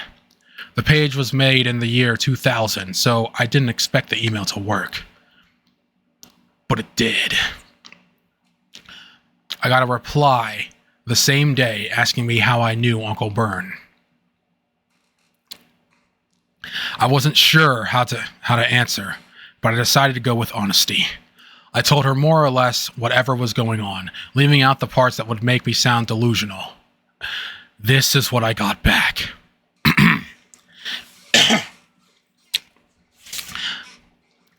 I'm going to put this all in one message because I don't want us to have to talk again. Uncle Bern was a good man.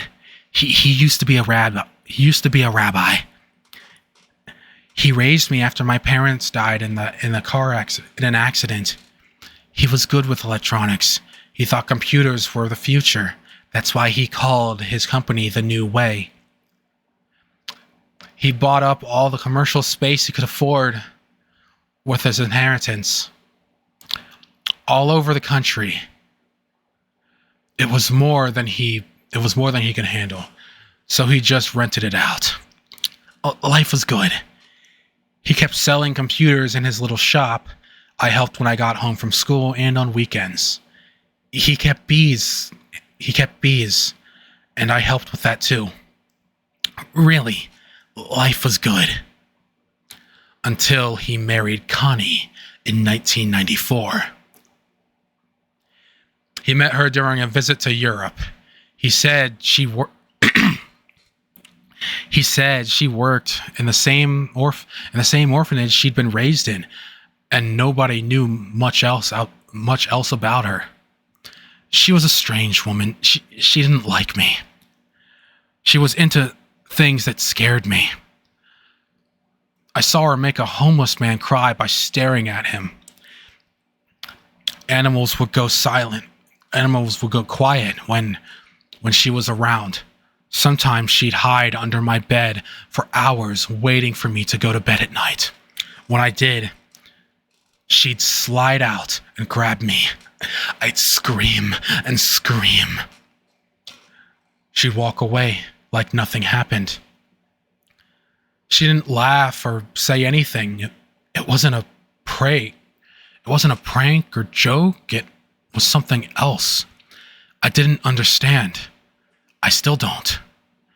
I started sleeping on a beanbag chair in the basement after that. She'd often go into a corner of the room and whisper to someone. There was nobody there. No phone or nothing. She'd even get mad at whoever it was. Then she'd go back to knitting. She was always knitting something, but the things she'd knit were useless. Gloves with 3 fingers, socks, but she'd seal them up so you can't even wear them.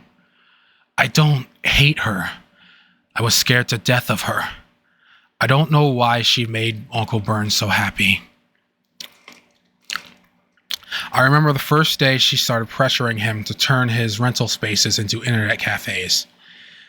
She told him that the internet was the real future and would outlast computers. She'd say, "We are the internet." She made him get it at home, even though it was really expensive then. She had him go to this website she said didn't really exist. I remember that because it always made me nervous when she would talk about it. Uncle Bern asked her who made it. She said she has no idea. Nobody did. She found it already made, just like everyone else. She told him it called to her. It called to everyone like her. At the time, I thought that sounded flanky. Now, it just gives me the creeps. Uncle Bern changed after that. They spent a lot of time on that website. I don't understand it. There was nothing there. I looked over their shoulders, and it was all blank. But they saw all sorts of things. And when the internet cafe started opening, more and more people were involved. It was strange. They would sit there and stare into space, and strange things would happen. Like, I could swear I could hear a voice in my modem when I dial it up, and when I listen, it was saying, "It hurts." I decided it was all in my head. Another time, I got an email asking, why wasn't I able to remember? I don't know why that message upset me so much 20 years ago, but I remember it so vividly. One night when I was with Uncle Bern for once, I told him I wished things would be like they used to be. He said, "That's what everyone wants, but it can't be." He leaned in close and whispered, "It talks, tells us things." He told me about how this is strange and I didn't understand it, but I'll try. How human beings are set to be obsolete and they need to upgrade for the new era. He said Y2K, if you even remember that, wasn't going to affect computers like everyone thought. They'd be fine. It was going to change people. Either you evolved, or you wouldn't like what's coming. I didn't dare tell my Uncle Bern that this was crazy. I couldn't hurt his feelings after that, but I knew something bad was going to happen. He and Connie went off to open the internet cafes all over, and I left home for college. Uncle Bern kept in contact until 1999. Then he just disappeared. Connie, too. I know some bad things have happened around those internet cafes, but it's not Uncle Bern's fault. Please, don't blame him. I had plenty of questions, and I sent them to her. I never heard back. That's becoming a real motif in my life. But at least she gave me some answers, and it all led right back to the hole. It had to be the same mysterious website. Just had to be. I figured if I ever wanted to know what was going on, I'd have to go to the hole myself. I pulled up the instructions Angelica sent me on how to get there. I can't say I felt like I was doing the right thing. I didn't. It felt ass over key kettle wrong. Like there was something really terrible just off screen in my memories. I knew it wasn't there, but I knew it was there, but I couldn't see it. So I welcomed the interruption when my phone rang. I asked my neighbor. My neighbor was calling to tell me that the man in the costume was back. He said the man was standing in front of my yard. I walked over to the window and peeped out. It was nice and toasty inside, but I felt my whole body break into goosebumps. He was there, under the streetlight, looking right at the window with his insectoid eyes. I asked my neighbor how long he'd been there. He said he called me as soon as he saw it, and I should hang up and call the police. I started to do that, but there was no point calling the police. As soon as I hung up, he walked across the road and into the woods. When hanging up, I received a notification on my phone of an email from Ben. There was no text, just a video file. I played it I played it right away. It started with him speaking to the camera. He looked scared, and like he hadn't slept in about 2 days. I went into hiding, he said, his voice shaking. Things just got too real. Things just got too weird. Little stuff at first. Then one night at like 3 a.m., a group of people I never seen before knocked on my door. I didn't answer. I watched them through the peephole. They didn't move. They didn't knock again. They didn't try to look into the peephole. They just stood there, straight at the door.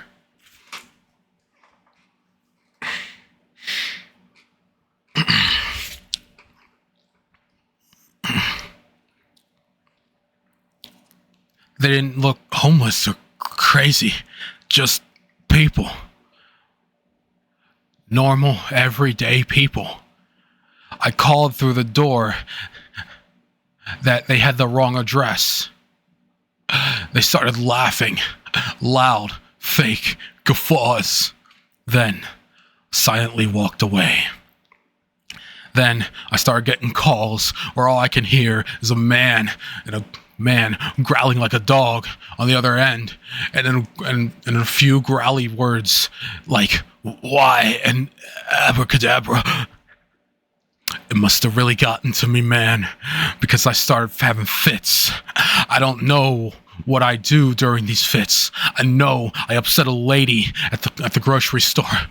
Whatever you got me into, it's bad juju, like KGB Illuminati bad. He pointed his camera away from himself to a computer monitor where he was turning. I recognized the notepad on the desk, the same one from the description. He was in the basement storage locker with the gopher sight. I thought he shut that thing down. There was an image on the screen, updating every few seconds. But this one wasn't pointing at my house like before. It was inside. Watch, he whispered. With each framed update, I saw a new shot of the inside of my house. First, the kitchen, update. The hallway, update. My office door, update. The door slightly ajar, update. The door moving. The door opened more, update. Entering my room, update. Entering my room, update. Me sitting in front of the camera. Me sitting at the computer. I could hardly breathe. I turned around slowly, expecting to see someone there. But the video wasn't live, of course. When I turned around, the webcam was just a black screen. Because of that, I was able to make out the timestamp. It was tomorrow's date. I'm sure someone just fiddled with the date, but that only made it creepier, if that's even possible. Now I had video evidence of breaking and entering, except nothing to say who did it or why. I was losing my confidence in the police altogether. The last thing Ben said on the video was that he went ahead and traced that link I gave to him, the hole. He was able to get a specific address. I knew the address he gave me very well, because it's a duplex apartment I grew up in. That didn't make any sense. Still, I knew if I wanted to know what was happening, that's where I had to go. My hometown isn't too far from where I live now. I moved to go to college. It's about a 4-hour drive away. My mom moved to be close to me after my dad died, so I rarely have a reason to go there. I heard from Mom when they decided to abandon the abandon the duplexes. For whatever reason, they couldn't sell or rent them to anyone, and didn't have the budget to renovate. So the town government is just letting them rot. When I first heard the news, I didn't care much. I try not to get sentimental, but preparing to see that place again, where I had so many memories, it got to me. The days of watching He-Man in my fuzzy Star Wars pajamas. The days of watching The X-Files with my mom. The days of lying in bed all summer reading UFO books. Of course, I realized it'd just be empty space now. Nothing in common with those memories other than a floor plan. Those feelings vanished soon after I arrived.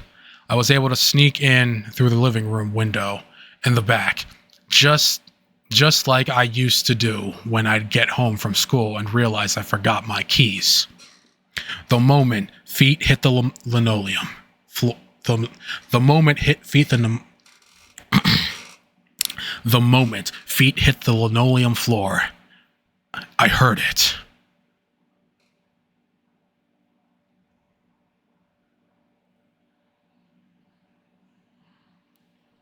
Oh, the linoleum floor. The music started. It was low and distorted at first, so I couldn't make out what it was. It didn't matter. Someone had to be there, and that someone knew I was there. I waited for a sound rather than the music. Nothing. I felt a little more courage, so I started walking towards the stairs. The music got louder, but no less distorted. The tune was familiar, though. I went up the stairs slowly. That's where my old room was. By the time I got to the top, I knew what I was listening to.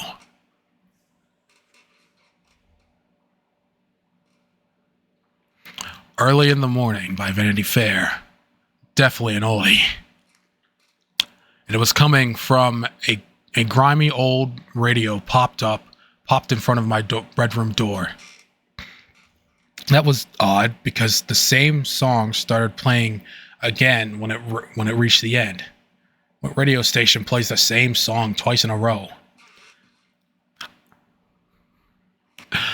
I switched the radio off. In doing that, I telegraphed my exact location. I broke into a cold sweat for a moment, waiting for something to happen. But all I heard was a buzzing from the room, like a beehive.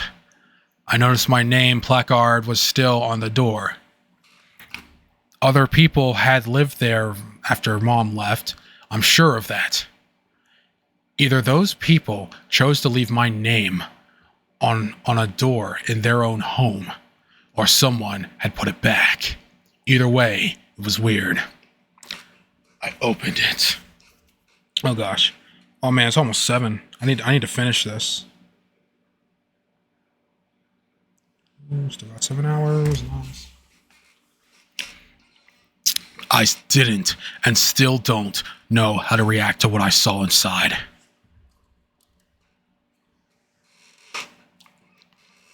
The room had been set up to look exactly like it did when I was a teen. Not like it did when I left for college, or even just... Oh my god. College, or even just before.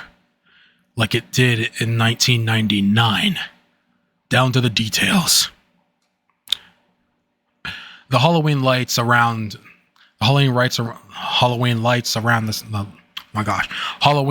around the desktop, Fangoria posters on the walls, my old Mr. T pillow on the bed.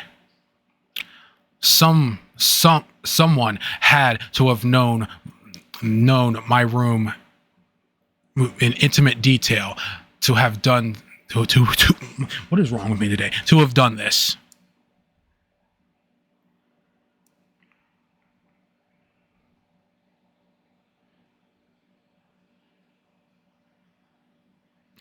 It was insane.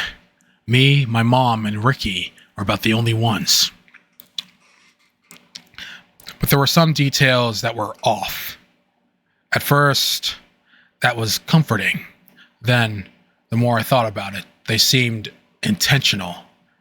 Like on the Candyman poster, it said starring Tiny Lister instead of Tony Todd. And the wall was painted with the same style of stucco, but the color was a shade or two off. Things like that. They were everywhere. That was more troubling to me than the recreation itself. It's like it was all created in a bad dream, or it all meant something. I found where the buzzing was coming from at any rate. It was the computer. It was running. I sat down and activated the screen. Like the rest of the room, the desktop was a faithful snapshot of 1999. Every icon just as I remembered. I couldn't find anything running out of the ordinary. It was like being transported to the past. That's when I noticed one thing out of the order with my desktop. An icon way in the corner, almost off the screen, called Milk and Honey. I never had any such file. I'm sure of that. I started moving the mouse up to it. I felt strangely afraid to open it. Before I could, the radio started blasting early in the morning again. My hand almost stopped. I looked behind me, expecting the worst. Nobody was there. I got up to switch the radio off, but it was still off. I checked the batteries, and there were none. That's when I realized the music wasn't coming from the radio. I don't think it ever was. I wanted to get out of there. I felt fear before. I don't think I've ever known what dread feels like before then. Not really. But I had to find out what Milk and Honey was. I loaded a telnet connection. I hadn't seen one of those in a while. The connection worked because in a few seconds an ASCII mountain filled the window. I waited for something to happen, but nothing did. Just the mountain. I tried resubmitting some inputs. I even wondered if the connection died. I was going to retry, but I got a phone call from Detective Thralt just then. Are you alone? He asked. I thought that was strange, but I told him I believed I was. But I wasn't sure. He asked me where I was. I told him. He said I needed to get out of that house slowly and calmly, get into my car, and drive back to him. His voice. I knew that sound. It was a controlled panic. Something was definitely wrong. I was ready to listen, but I told him I wanted to know what was going on. He told me that he said he had a gut feeling about something and decided to check back with Angelica to make sure everything was okay. Everything was not. He said that girl he put me in contact with 2 weeks ago was not Angelica. They had no idea who that woman was because no one's been able to find her. The home she was in was apparently between renters. Nobody lived there at the time. All they found left behind was a script detailing what she was supposed to say when she spoke to me. I was speechless. and confused. I just readjusted my thinking to believe everything with Angelica was a lie. And now that the truth about the lie was also a lie, did that make the lie true? But it gets worse. Detective Thralt. Where to go? Detective Thralt said he contacted Angelica's family again and asked more questions, a lot more. She had every message I ever sent her printed out.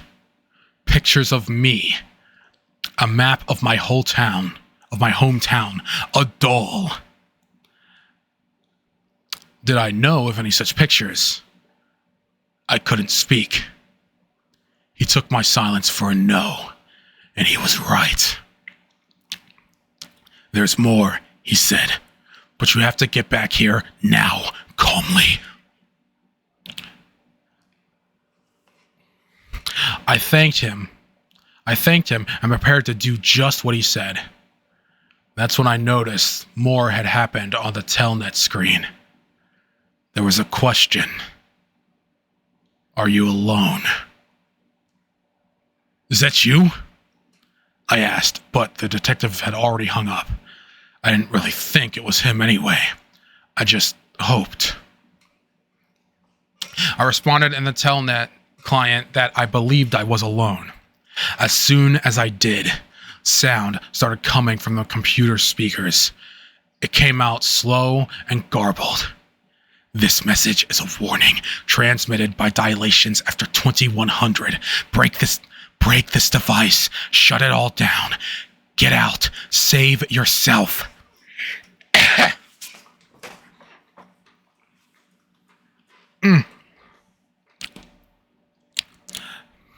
I had no idea what it meant, really. I only remember it because it kept repeating, so I was able to record it. Other than that, I couldn't find anything strange with the computer. I unplugged it from everything anyway, just in case. I got up, ready to calmly exit like the detective said. I would have been okay, I think. But I saw something that froze me in place. There were strands of dark hair flowing from under the bed. I just kept staring at them. Mentally, I needed to make sure I was seeing right. That it wasn't just threads. It was dark in that area after all. My eyes adjusted slowly, and I realized that I hadn't been looking at hair. I had been looking right into someone's eye for over half a minute. And whoever it was had just been staring right back the whole time. I screamed. And I ran, jumping several steps at a time.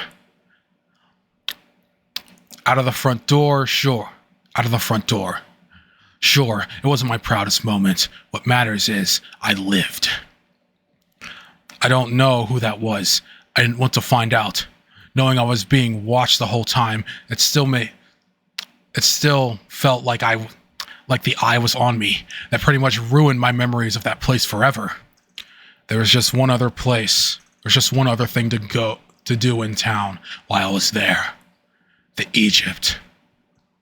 I don't know if I disconnected the whole by unplugging that computer, but I still had to face the Egypt again. When I got there, the parking lot of the post office was completely empty. I parked in back, in front of the filthy old windows of what used to be an internet cafe. I didn't even have to break in. The glass in the door had already been busted. I just had to reach in and unlock it. My hands started tingling as soon as I reached in. I kept expecting someone or something to grab my hand. When I got in, I was shocked to see that it hadn't really changed at all. Computers everywhere, a sign-up sheet on the counter, and no one there. I started hearing some low voices. As soon as I did, I looked around for a place to hide. The voices continued, distant and muffled. It took me a moment to recognize my own voice. It was a conversation I'd had with Angelica, the part where she told me about being seen in places she'd never been. It was coming from all of the computers. I got closer to it. Anyway. You're gonna die. All right. The animated skeleton gifs, whatever, and links to conspiracy theories and Heaven's Gate. Yeah, it was my homepage. The one that was deleted almost 2 decades ago. I never thought I'd see it again. But why? Who put it there? On another computer, I saw a video of a middle-aged couple staring into the camera like they were watching me, and a little girl peeking over their shoulder. The woman said, "I choose you." And the man was shaking his head slightly. He looked frightened. Then another computer started playing a song. I recognized the sound of Vanity Fair again. Hitching a ride. That made it click. I just walked into a trap. I had to get out, but I couldn't. These people started coming inside. I hadn't even heard them approaching. A middle-aged woman with long black hair, well-dressed, an older businessman. It looked like a rough-looking homeless guy. More and more people crowded in without saying anything. They were moving towards me. I tried talking to them, but their faces were blank, emotionless. They didn't seem to hear.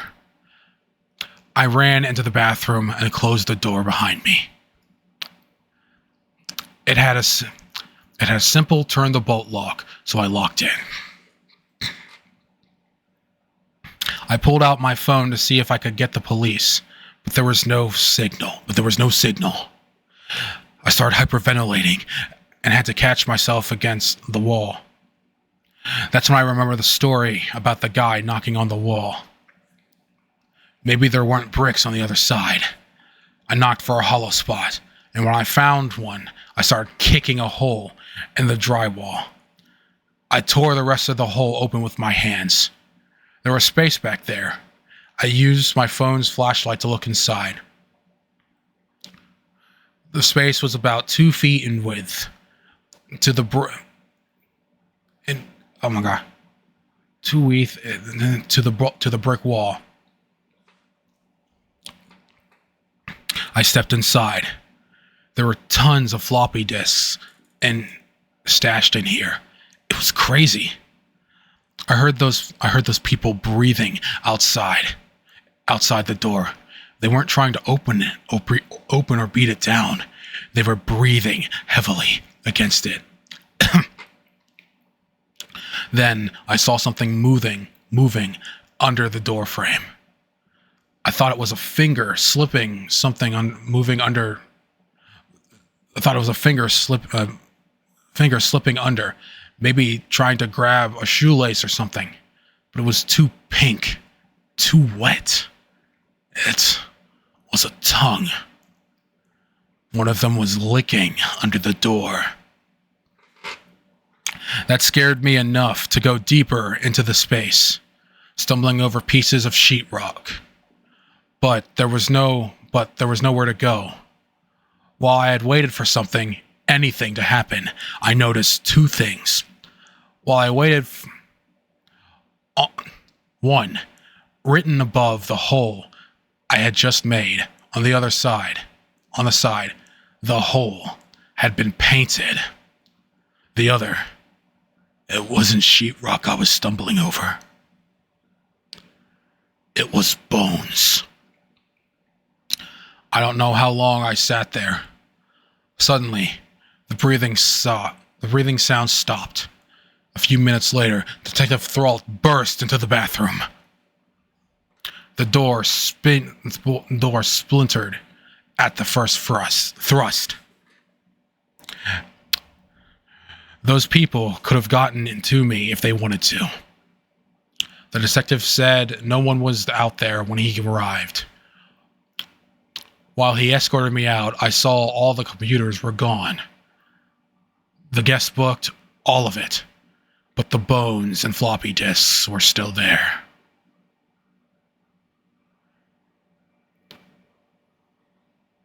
Were still there. And very real. He said we have a lot to discuss.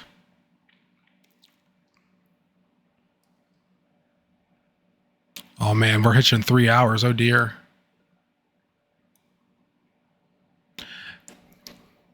After I got away from the police station, I came home and settled down. Oh, hold on, let me go down quick. Yeah, I'm almost done. Okay. Well, kinda, I think. I got away from... Relax. Anything to rest my nerves. Just as I settled, I got an email notification on my phone that said, "Please look," and provided a link. I didn't recognize the number, but since the link was to a Guelph University page, oh my god! But because the link was to a Guelph University page, I figured it was Ben. Advertisements. The link brought me to the webcam that Ben found weeks ago on the Gopher server. I was regretting my decision to trust it already. Why couldn't they just leave me alone? The frames kept updating, but nothing was happening. Until, with one update, I saw the truck of my car was opening. When the frame updated 4 seconds later, the truck was fully open and someone was hanging out.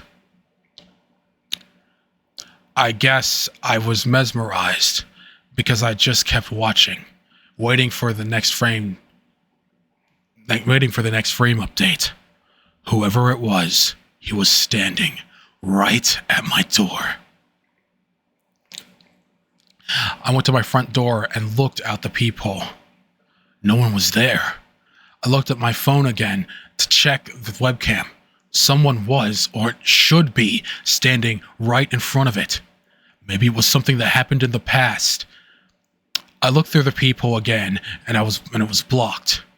It took a moment to realize I was looking right into someone's face. An awful, hate-filled face. I took the phone with me to my office and locked the door. I heard my front door knob rattling, then open. I knew I had locked it. Whoever it was walked in purposefully right to the office, like they already knew where I was going.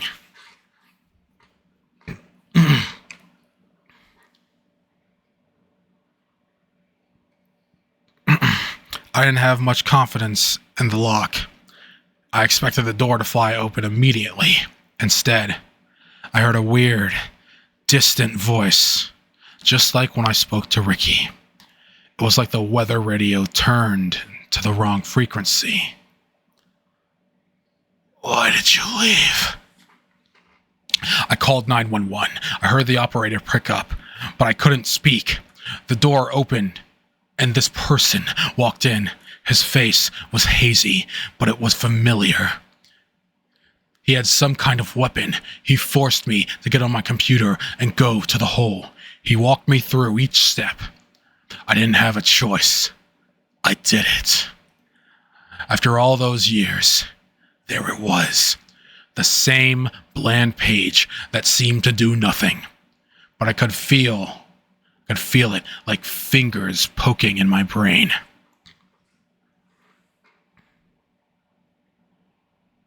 It was like I was still in my office, but that guy was gone.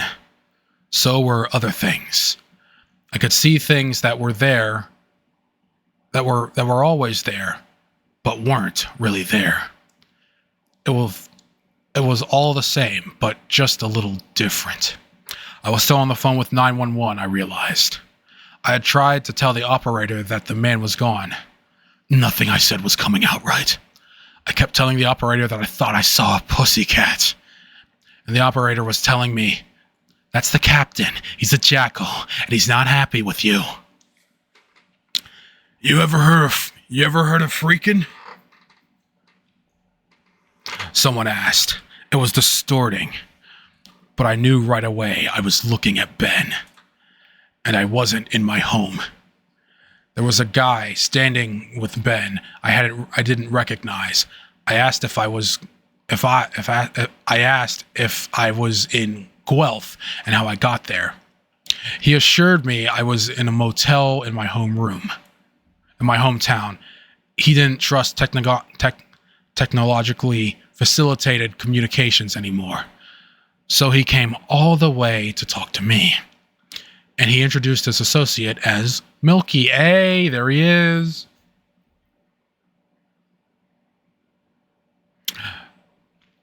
He found him holed up in a Catholic commune in Royal, Ontario. They said I was in serious danger. Milky spoke then. His voice was slurred. He was aware of it because he apologized for it afterwards. He went on to tell me what happened to him. He said he'd been a part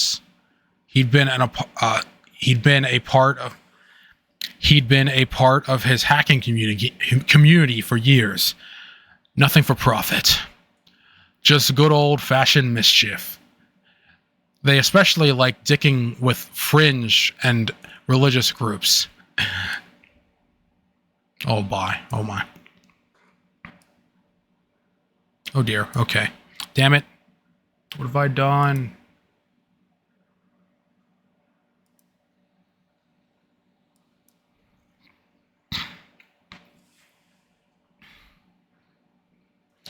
Especially like dicking with fringe and religious groups. They started on IRC. When the WWW became oh my gosh. They migrated to a web forum. One day, a hidden link appeared on the forum. Other members tried to scrub it and insisted that no one touch it. One of the guys in the forum, one of their oldest members, who fled the Soviet Union back in the 70s, said he knew what it was. It was studied before, and it was never, ever supposed to be available to the public. He'd seen what Stalin could do, what murderers could do, and he wasn't scared. That was life. This thing scared him. It was like a put-on, Milky said. Milky said the guy had a healthy sense of humor, but the guy swore it was real. He said it started way back when the first computers were being networked. The electrons and other particles that are brought together and herded about in making those connections leave empty spaces. Wait, okay, that sounded awkward.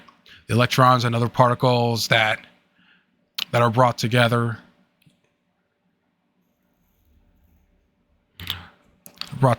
and herded about in making these connections leave empty spaces of nothing where they were. It's like an anti-net. And the more and more we connect all over the world, the more the emptiness grows. And what's so scary about that? Someone on the forum asked. And he replied, just because it's an empty space doesn't mean there's nothing in it. He wouldn't elaborate on that, no matter how much they tried. He'd only tell him he'd seen it for himself. Milky figured that the guy didn't want to make people curious about it. That failed. He was very curious about it, more than ever. So he clicked the link, He remembered being disappointed by it because it was just blank. It was just a blank page. But after clicking it, he started to notice strange things happening. He lost track of time. He'd been told by acquaintances that he'd been doing things he had no memory of doing, or even that he couldn't have done because he was doing something else. This one time, he heard his dog barking. It was 3 a.m. He got up to see what was going on. The dog was standing in the entrance to his living room, just barking nonstop. He expects to find a mouse cornered in there, but he said he remembers being so startled. He tried to scream, but no sound would come out. 2 men in business suits were sitting on his couch. He immediately thought of a mob hit. But it's Canada. What mob? He turned on the light. They didn't even flinch. They looked like normal businessmen.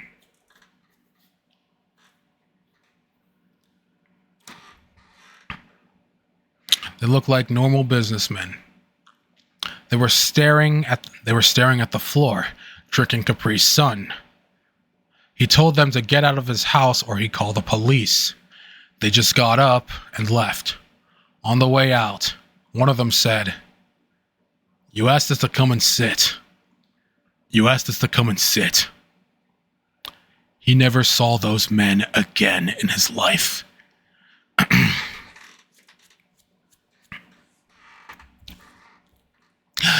Another time, he called his brother in Vancouver to wish him a happy birthday.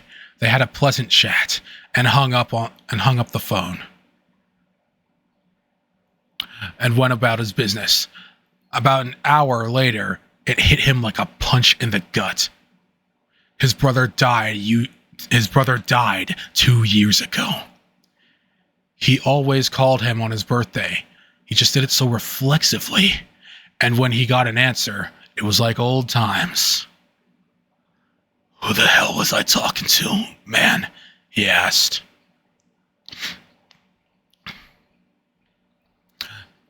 His story sounded a lot like the ones the fake/real Angelica told me about when I talked to her weeks ago. So either I was speaking to the real Angelica then, or maybe this wasn't the real Ben and Milky. I guess I couldn't be sure about anything anymore. At least, it was less scary to believe they were real. During that time, he said he kept checking the hole. He wanted to figure it out. He thought it was controlling him. He didn't remember things he saw, and when he visited, but he said the old Soviet was right. It wasn't empty. What he saw in there, his brain wouldn't let him remember.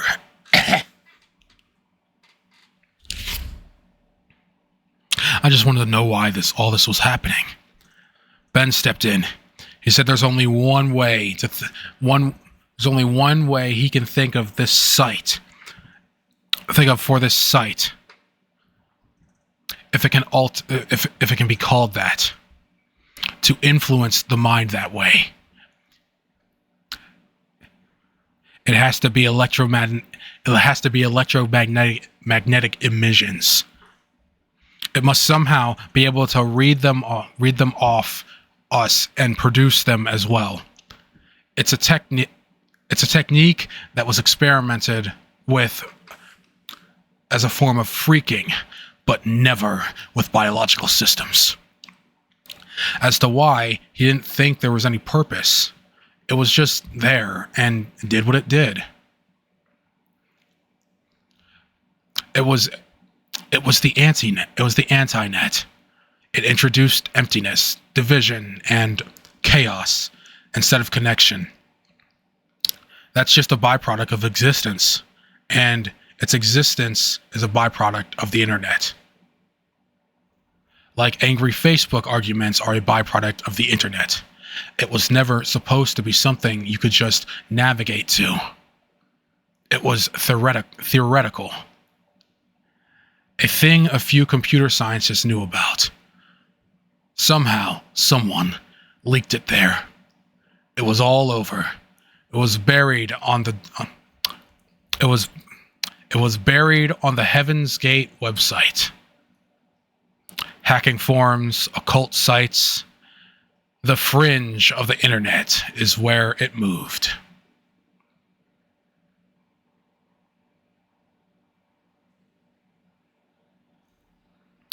That was a lot to take in. And I'm not sure how much of it I really believe.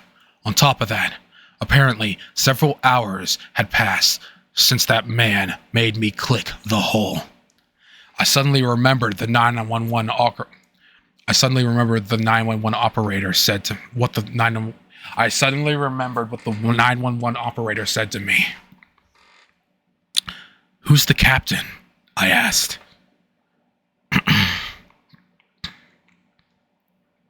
Milky was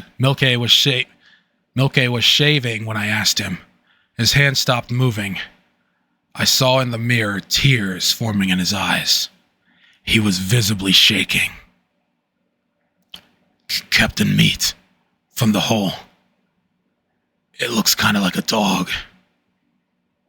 Then he went back to shaving, like nothing happened. Later, I thanked Ben and Milky for saving me. For risking so much, really. Especially Ben. And for trying to warn me with the link to the webcam. But both of them ever denied sending that text. They asked to see it. They couldn't figure out where it came from. They checked the link. They checked the link to the webcam too. It still worked. There was the front of my home, my car, with the trunk still open.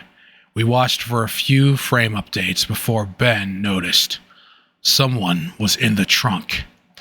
It was dark and grainy, but there was definitely someone in there.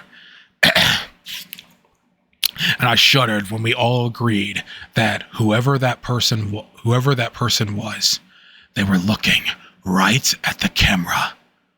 Or us.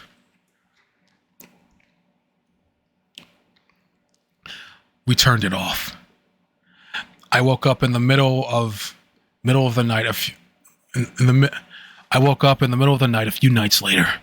We decided we didn't want to keep paying for a motel, so we were crashing at my mom's by then. She was happy for the company, and she was obviously worried about me. She said I had to get a grip and not let my life slip away. Just solve this thing, she said. It was weird. It wasn't the sort of thing my mom would say. Anyway, I woke up because I was hearing whispering sounds. You'd think louder sounds would make you, but no, the whispers are the worst. I listened carefully. I tried not to move. I wanted to hear where they were coming from. It was a two-way conversation. I couldn't make out any of the content, though. Just a word here or there.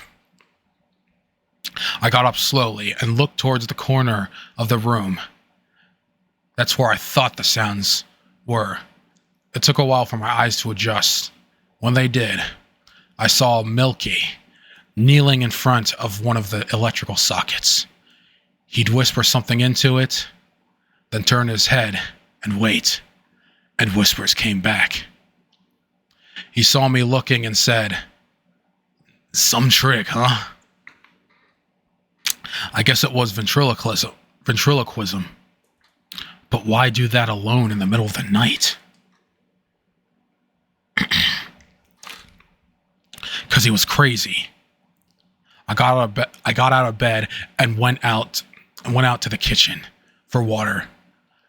I could see someone standing out on the front porch through the kitchen window.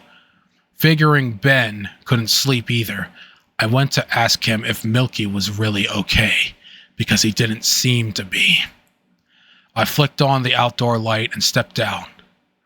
But it wasn't Ben out there. It was Milky again. He tried telling me something about constellations, but I walked back in. Something wasn't making sense. There is no way he could have gotten out that fast. Some trick, huh? I went into the living room. The TV was on. The TV was on. It was the episode of Seinfeld where Georgie finds a doll that looks like his mother. That made me very uncomfortable. So I changed to another channel. The program guide said the Ninth Gate would be showing. I always liked that one. But instead of the Ninth Gate, it was the Ten Commandments. Very different movies. Only one number off, though. Seeing Heston's Moses posturing with the Egyptians struck me. I never did get to speak to Holy Moses.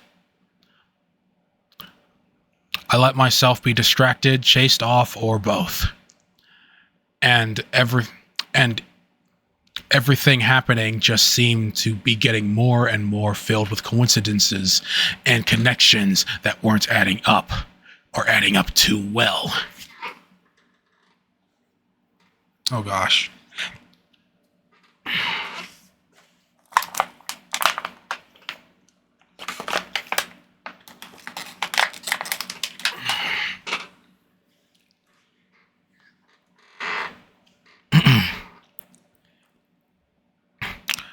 Which is the same thing, if you ask me. I started up Mom's computer. It still ran Windows XP. It was Dad's computer, and she didn't like change. I had to download MIRC. As soon as I did, I connected to FNet. This time, I was going to talk to him.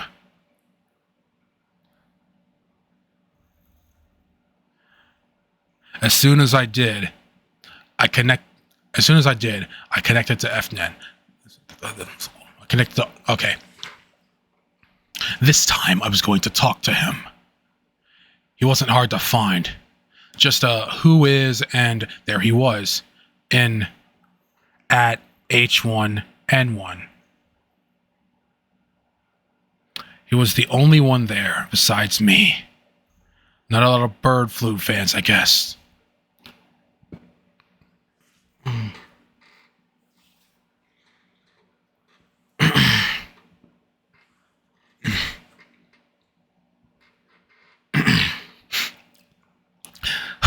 Sorry. Before I could send him a message, an email notification appeared on screen. I guess Mom had it auto start. The notification caught my eye because it said it was Detective Thralt. Subject: information requested. I shouldn't have, but since it was from the detective, I felt it had to concern to my situation. I clicked on it and read. As we discussed, here's the documentation on the dental records with the doctor's signature. The attached document was about the skeletal remains found in the Egypt. I felt a sudden wave of horror because I thought I knew what was coming. Dad's bones somehow got in there. But I was wrong. They matched the skeleton up to my dental records. Mine. I don't know who that man is, he went on, but he is not your son. That was just absurd. I knew my own mother, for Pete's sake. I thought about deleting the email, but that wouldn't do any good. Then I started piecing things together, wondering if maybe I really was dead, or maybe I was an imposter. and that's why I had memory losses. Then I remembered I was just about to message Holy Moses. Why did something always happen when I was about to message him? It had to be a trick. I went back to IRC and sent Holy Moses a message. Who are you? No response. I got a sudden message from U4728 Do you know where your mother is? I ignored him. I sent another message to Holy Moses. Do you know what's going on? No response.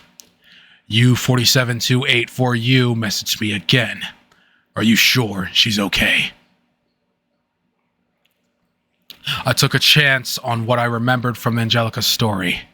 I sent Holy Moses a short message. The letter M. This immediately transferred a file transmission, which I accepted. It was a video file. It downloaded about 5 minutes.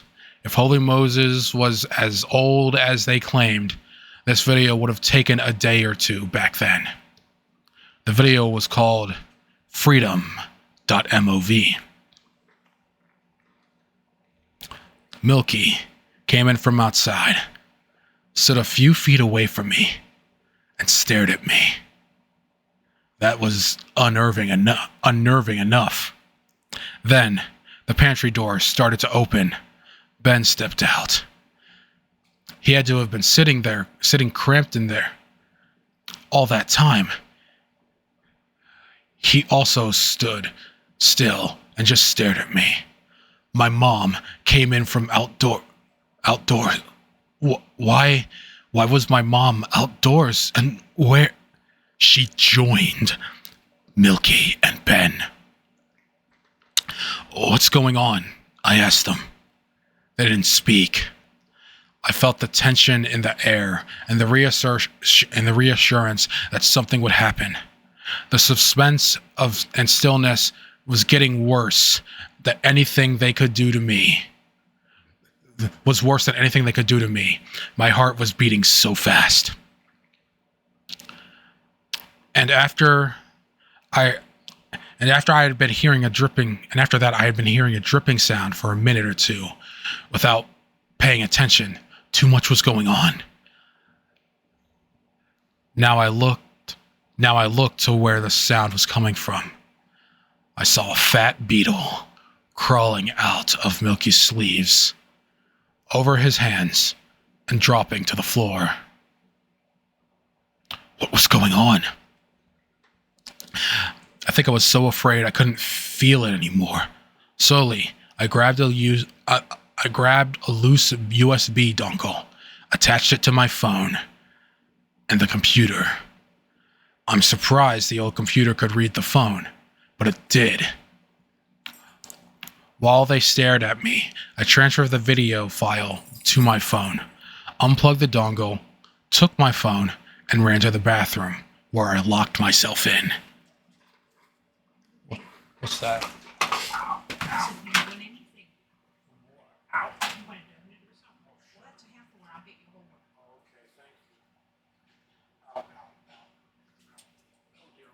My legs hurt.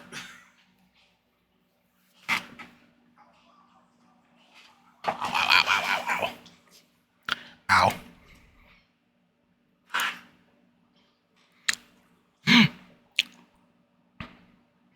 I heard feet shuffle to the door and stop there.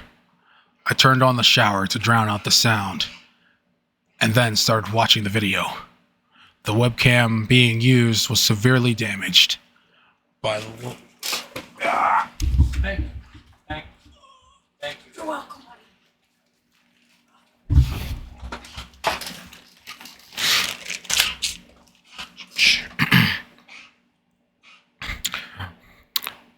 From the looks of it, but I could make out a very sickly-looking older man. The audio was distorted, and I had the shower running. Oh god! So I had to start it over and up the volume. The man said he'd been trying to warn me. The dilation distortion from the hole allows him to send messages during brief windows. If I am listening to this, he said, I am in the hole and have been for a while. Other things are also here.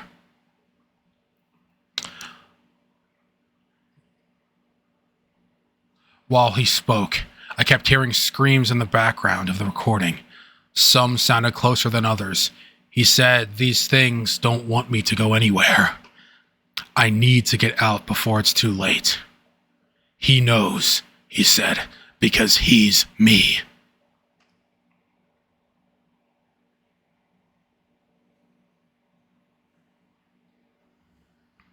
Wait, what?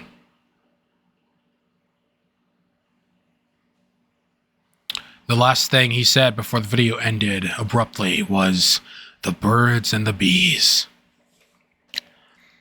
I couldn't leave through the door, so I pulled up the blind to leave through my bathroom window. I almost shrieked when I saw my mother's face pressed up against the window. I was trapped. I thought about pushing through anyway, but I couldn't hit my mother. I could hit Ben or Milky if I had to, but not my mother. So I took the door. Nobody was there. That just made me worry about where they really were. I stepped outside and still nobody was there. Then I hurried to my car before Mom could come around the back. Then I heard rapid footsteps. Ben was running right towards me from down the street. Stop hurting me! Stop hurting me! He shouted, but he didn't look in pain. He looked in a rage. I got in my car and started backing up. When he got to me, he was pounding on the windows, still screaming. I drove straight back to my home, leaving them all behind. The only explanation could be that I'm in the hole, whatever that means. Because there was no other way Ben and my mom would act like that. But when did that happen? And what does that even mean anyway? Before I even stepped inside my home, I knew something was wrong. Waves of something just bad, pure bad, were hitting me. I opened my front door. Everything looked normal. I started turning on all the lights and grabbed a knife from the kitchen drawer. Then I saw them. 2 men in bee costumes, sitting on my treadmill, looking at the floor, not moving, almost like they were stuffed or forgot where they were. What do you people want with me? I asked. I kept a tight grip on the knife. They stood up, then both looked down the hall towards my office. I followed their gaze, but saw nothing down there. After a few seconds of wondering what they saw, I heard the song start early in the morning while I was looking down the hall. While I was looking at them, they were already heading out the door. I decided to follow them, because whatever started that music gave me a worse feeling than them, and stepped out of my door. As I stepped out of my door, I'm sure I heard a dog growling behind me. I followed them across the road and into the woods. I turned my phone flashlight on to be able to follow them. It's like they could see in the dark. The way they navigated the woods, the deeper they went, the more uneasy I became. They just seemed to keep going and going. But the deeper I went, the more I started to hear birds. I never even thought of it before, but I hadn't heard any birds for a long time. Weeks at least, or locusts, or any normal springtime sounds. The more I followed the bees, the more I heard the birds. Until they got loud enough. They got loud enough, I figured we must be in some massive collection of nests. I kept following them until it got too loud to bear, and then it sounded like machinery, like elevators. There was a machine hidden out in the middle of nowhere. I followed them inside, and then I was back in my office, sitting at my desk, slumped over my keyboard. The corner of my mouth was wet. I must have blacked out.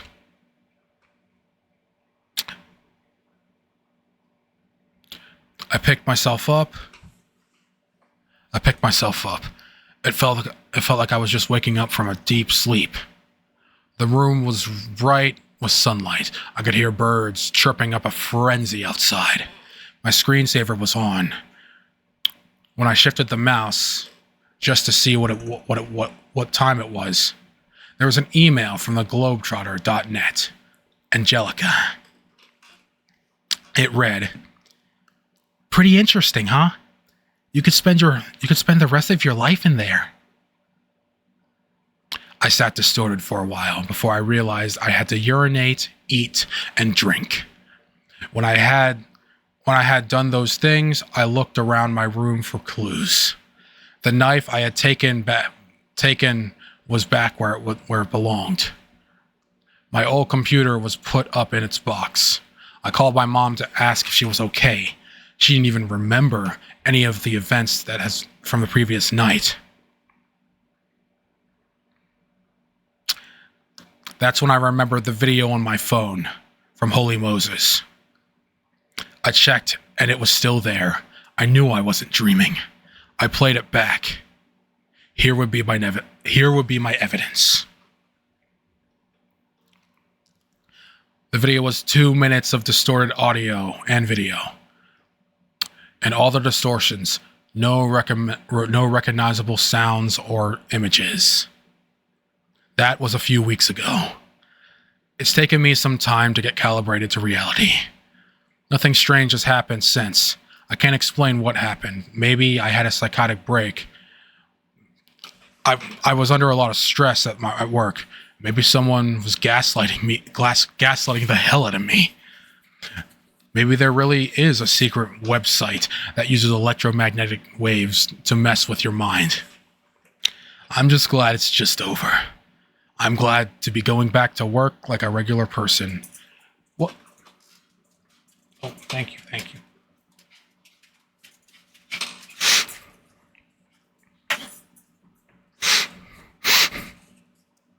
Making banana smoothies. Not thinking about sinister internet cafes. I really do remember the Egypt and the hole. It's like reality's all twisted. I'll just end by saying this. I don't think I'll be feeling any nostalgia for the old days of the internet for a good long while. The only problem I'm having is whenever I'm trying to sleep, I keep remembering the whole nightmare and asking myself, am I still inside? But then, what difference would it make?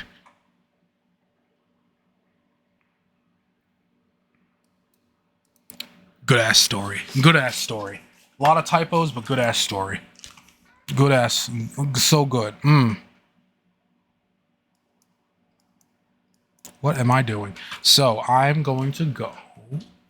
I know I said speculation on there, but I don't know. It's like my mouth is so dry for some reason. But essentially, if we can do some quick speculation, essentially, from my perspective, I think, I don't know. I think the moment he downloaded MIRC on his newer computer is when it started. That's what I think. Anyway, really good story. I've listened to it all like 50 times, and I wanted to read it for myself. And I will definitely listen to it 50 more times. Anyway, that's it. Thank you for watching and hearing me stumble over words, because words are hard to speak. I